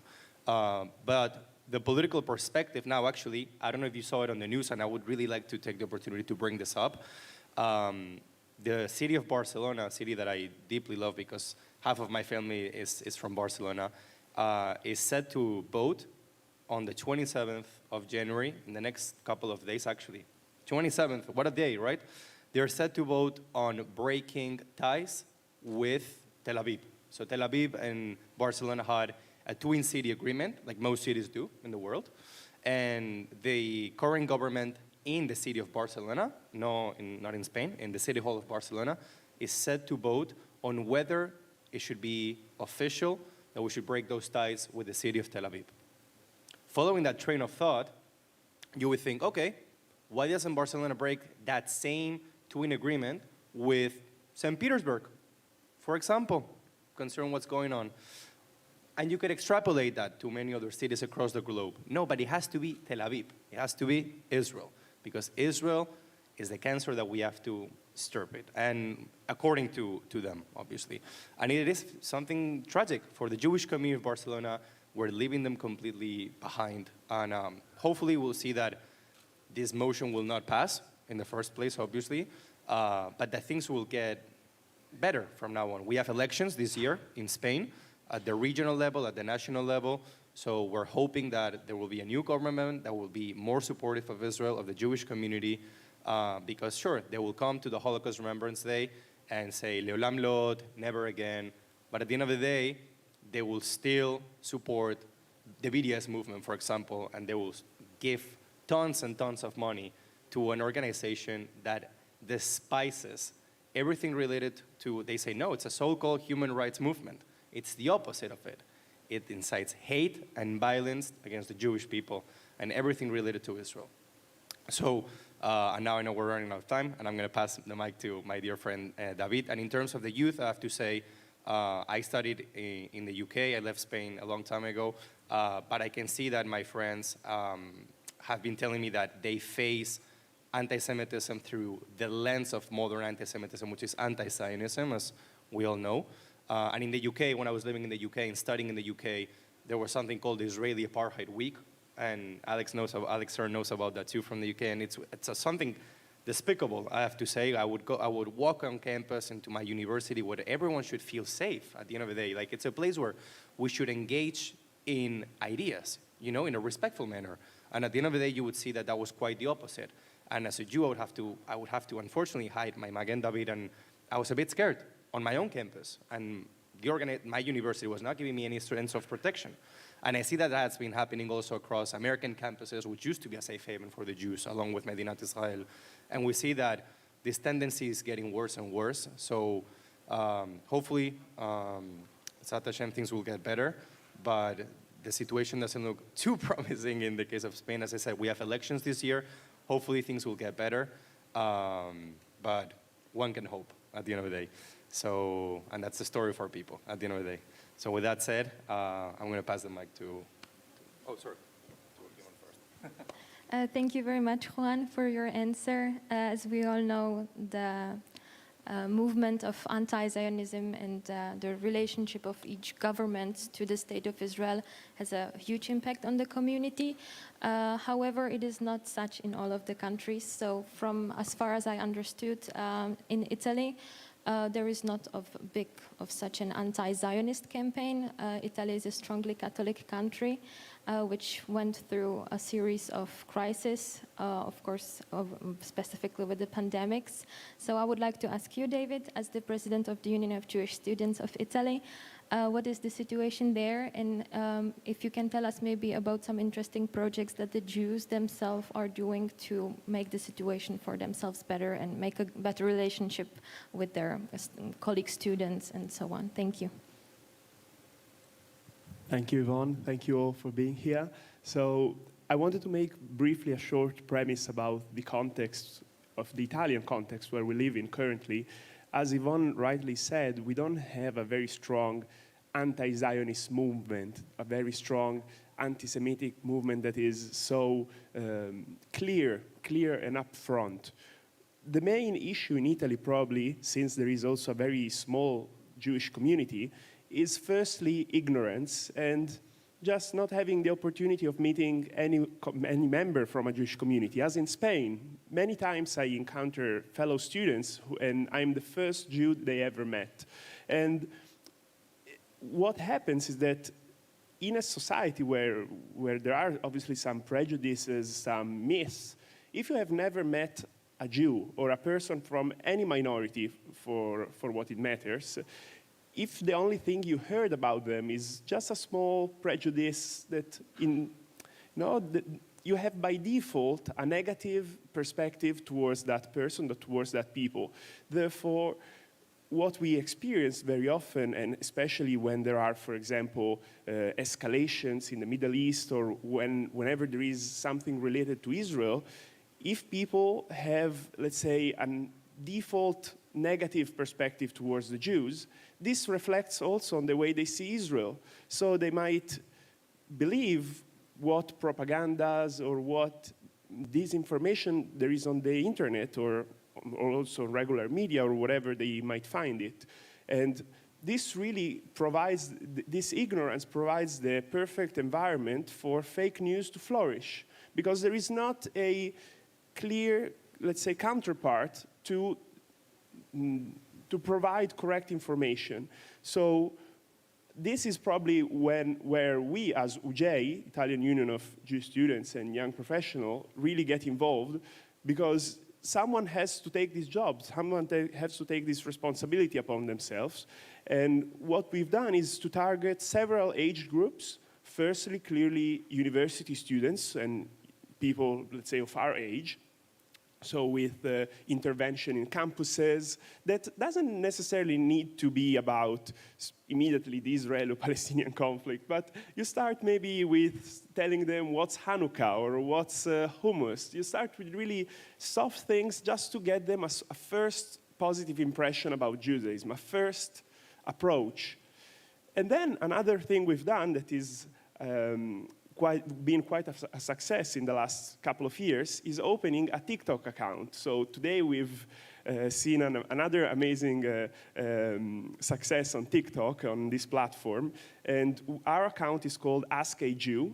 And it basically, me and my colleagues answer in 1-minute videos, very short, very easy, very simple, those average question that all of us Jews always get, maybe in the street, in a bar, in a restaurant, like, why don't you eat pork? Or why do you wear a kippah? Those average, very, very basic entry-level questions that, for example, for an age group from, let's say, 13 to 18, so let's say between right after middle school and high school, for people who have never met a Jew, this kind of questions are important because they might not get the right answer. They might get a distorted vision of the Jews.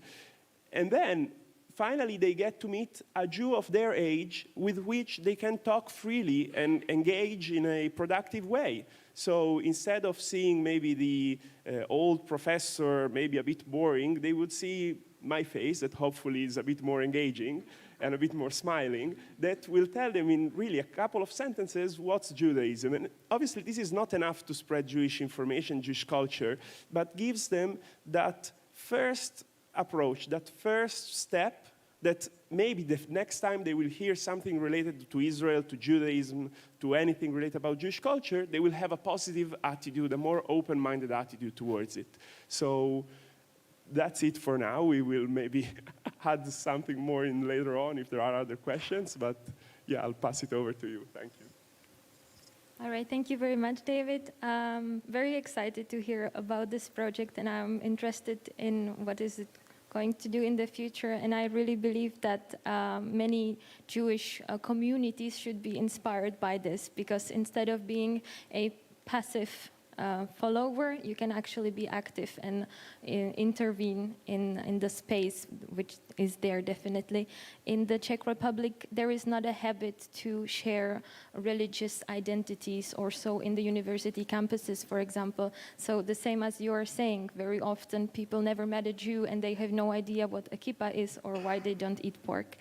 My next question would be to Gabriela, my dear friend and colleague.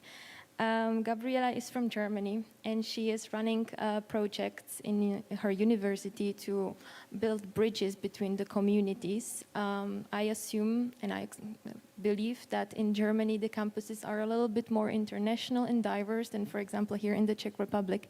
So can you please tell us a little bit about this project and how the war, basically, on social media with the fake news is affecting everyday life of students there? Thank you. So as you said, Ivan, our campuses look very much different than the ones Juan described. The German campuses, you can imagine like vacuum, something very apolitical. So this is the university itself. But if you look at the university students, if you watch them, it's like looking at a row of houses with closed doors. And you're going around and knocking on doors, and you don't know what to expect, what is behind these doors.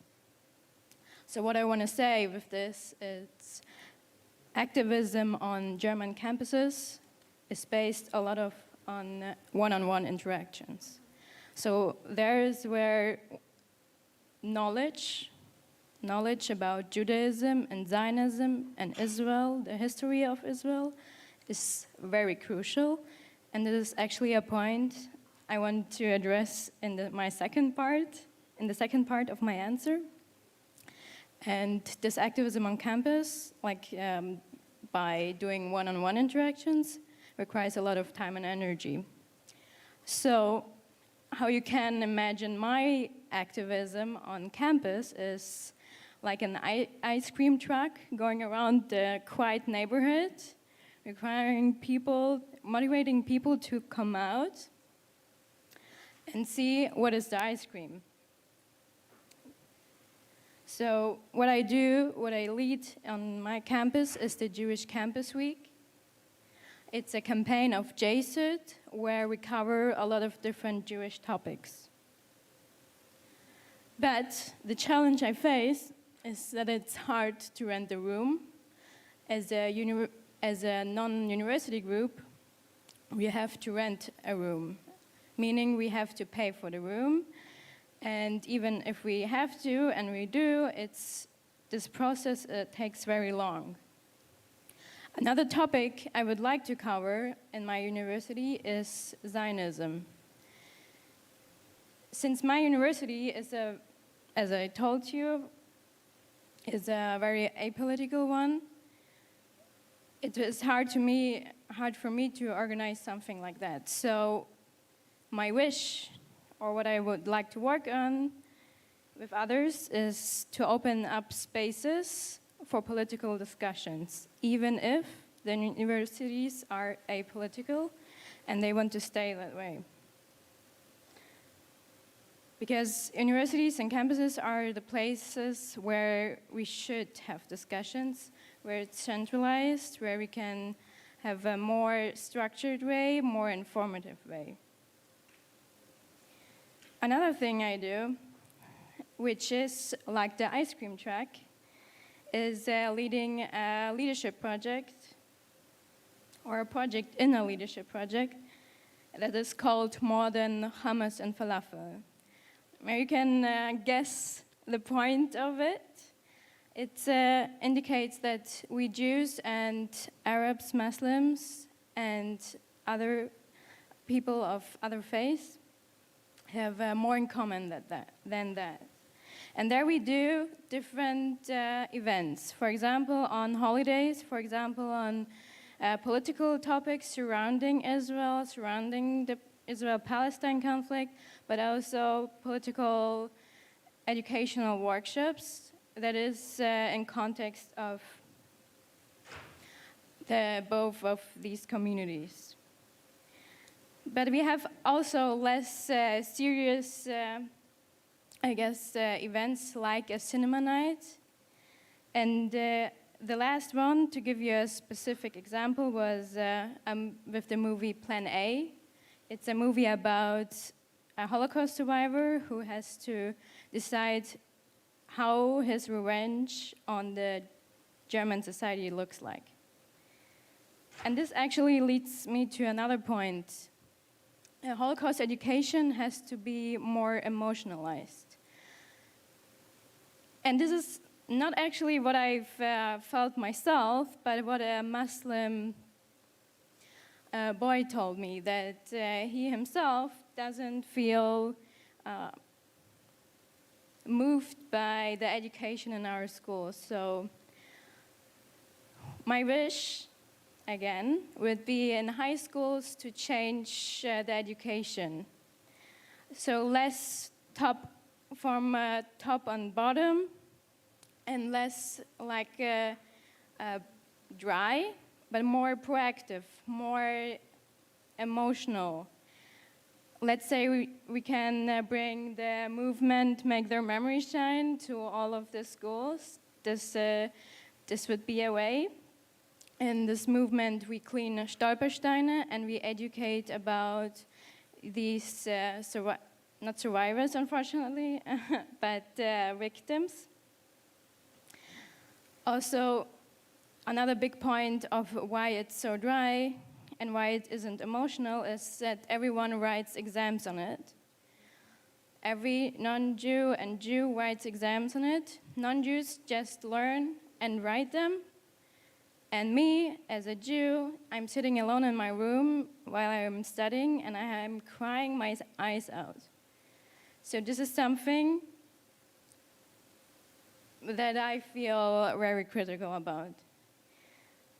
And also the education on the Holocaust is very much tied to how it led to the should be more about how it led to the Holocaust, also on different forms of anti-Semitism, also on how does anti-Semitism look like nowadays, the different forms of anti-Semitism. So my wish, again, is to have more Alex Hearns in our schools and also on our campuses. So these are all topics on interfaith dialogue, and this is, in my opinion, the second key. Why the second key? Because there is a first key I carry. And this is the second part of my answer. We should foster more education and empowerment of young Jews, because as told many times today, they are the leaders of tomorrow. They are potential activists, even though I'm not saying that every Jew has to be an activist. We shouldn't be born with the task of becoming big opinion sayers, let's say. But we should have the skills for it. And as Julie said, these leaders can go on TikTok, educate on Instagram, or even on campus in one-on-one interactions, or joining the Jewish Campus Week, let's say. These Jewish young Jews do have a lack of knowledge on history of the Jewish people, because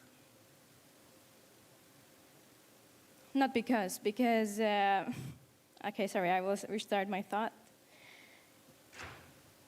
Young Jews in Germany do not have enough education on their history, meaning on the history of their ancestors, and also on Zionism and Israel. And this is the big fight I'm fighting right now, that dialogue about Jewish religion or Jewish religious aspects and aspects in Zionism do not overlap. So the more education we have in Germany, the more also political empowerment, the more rhetoric trainings, the more eloquent we are as Jewish students, the more we can change. I guess what I want to say with this is that we should put our words into actions. And this is my main message. Thank you very much, Gabriela, for your motivational speech, and we wish you very much of luck in your activities that are very great, and hopefully more and more will join you. I definitely agree with you on the point of the Holocaust education. It is a very important subject. Here in the Czech Republic, it's very brief. There are lectures, of course, about the Second World War, and during this lecture, the teacher mentions that 80,000 of Czech Jews were murdered. However, it is changing lately. Also, I would like to thank the EGA and every one of you to coming to visit the Terezin Ghetto. The ghetto has a completely different story than to any of the other places, and it's often neglected. The way it was used for propaganda gives visitors a better understanding of how brilliant the system was created, how evil, how we call it the smart evil, right? So I am very thankful for that the subject of terrorism is being brought up. And I would allow me a last brief question regarding the Holocaust education, because as I know, Juan, you were active in Spain in your communities as a volunteer to go to school and educate children about the Holocaust. So can you please tell us a little bit about maybe their reactions and how this project started and so on? Thank you. I promise I'll be very brief, in 2 minutes. So I was very proud to be in this project that was called Proyecto Shoah, that came all the way from Uruguay. And it's basically based in Barcelona, but we also did kind of like a copy of it in Mallorca. And I was working in both of those cities. And I have to say, it was amazing going as a Jewish educator and speaking with 12, 14, 15, 16, 17-year-olds about the Holocaust. In their case, I was surprised because most of them, they already knew a bit about it, which is good considering that they're quite young, especially when they're 13, 14. And they showed a lot of interest, which was great to me, because nowadays we know like our generation and the one that is coming behind is not so interested, and especially we're talking about social media and the benefits of it, but also the disadvantages of it. And one of those is clearly like how, in terms of seeking that intellectual curiosity, it's not as much as it used to be. And I have to say that it was a great experience going in and sharing the story of what happened only 80 years ago. Like we heard today a testimony of a Holocaust survivor, someone who's still alive. When I used to talk about the Spanish Inquisition, that was 500 years ago. So people are not as interested, and I could understand that because that was a long time ago. But in the case of the Shoah, it was literally not even 80 years ago. So my experience was very positive, and I did see that when I would finish, people would, like the students would come in, ask me more questions. How can I get more involved? How can I help on social media? How can I fight against anti-Semitism? How can I join this campaign? So it was great to see that. And they said, unfortunately, we just don't have like any educational initiatives when it comes to this. We would touch very briefly upon on Second World War, and that was it. So I think it should be mandatory by law, by every member state to study the Shoah in the curriculum. I think it should be mandatory by law, because we keep saying, as I said before, let's never repeat what happened in the past. And I think that education, as we all agreed, is the key to everything. But that needs to, as Gabriela said, words to actions. And the implementation of Shoah studies need to be a separate thing in itself. And it's also a great way to also unite people, because when I would go to this, especially public schools, I would have Muslims, Christians, Jewish, even Buddhist in Mallorca too, and it was wonderful seeing how this topic of fighting against hate would unite so many different minorities. And at the end of the day, that was the central message of how we can seek those, that unity and not the differences, and realize that there's so much more that unites us as human beings, not just separating ourselves, with our identity, like you're Jewish, you're this, you're that. I think that's a big mistake. And if we really, really want to learn from the past, let's start by, promoting that side of how can we find those points of common and how we can be more united, and find that instead of what truly divides us. So if any of my colleagues want to make any final last remarks. You asked for it, so. No, about that, because right last week I was in 4 middle schools talking about Holocaust, let's say, explaining the Holocaust, but also explaining about Jewish culture more in general. And we've just launched a new project this month called, in Italian, is Incontrare la Memoria. In English, we could translate it to meet the remembrance. So the idea is that since, unfortunately, Holocaust survivors, year after year, they are reducing in numbers for anographical reasons, and some of them also are tired and might not have the energy to be in schools all over the country. We are trying to educate a group of Jewish students who might not necessarily have maybe a grandparents who is a survivor, but in general, anyone who's interested in the topic, so that they will be able to be the ones to continue these important jobs of going into schools, elementaries, middle school, high schools, even universities, to have these important meetings with students, because, as you said, it was only 80 years ago, and it cannot be that once the direct witnesses, the direct survivors will no longer be with us, immediately we will lose this memory, we will lose the lessons that we learned from this historical period. So it's important to give really a proactive task to the younger generations. For example, learn and give also a more personal perspective, exactly, in order to be more moving, to give really a dimension where other students can interact. Because if we talk only about statistics, numbers, it's also big numbers that we never experience in our daily life. Millions, who on a daily basis talks about millions. It's a difficult number to really grasp. While instead, I'm talking with someone and sharing the testimony of a grandparent, of an uncle, of even of their parents sometimes. It's something that people can relate to, can understand, and that would leave much more of a message to the students that are listening and would be much more effective. So we hope this project will go well and we'll be able to replicate it year after year. Thank you. I can already see in people's faces that it was a long day and we still have a gala dinner. So unless anyone wants to finalize and say something, obviously we are in the Czech Republic, your home. So by all means, but as a former student and part of the EGA team, I would like to thank everyone for being here today. And I hope to see you now at the gala dinner and get some well-deserved rest. And we all deserve it.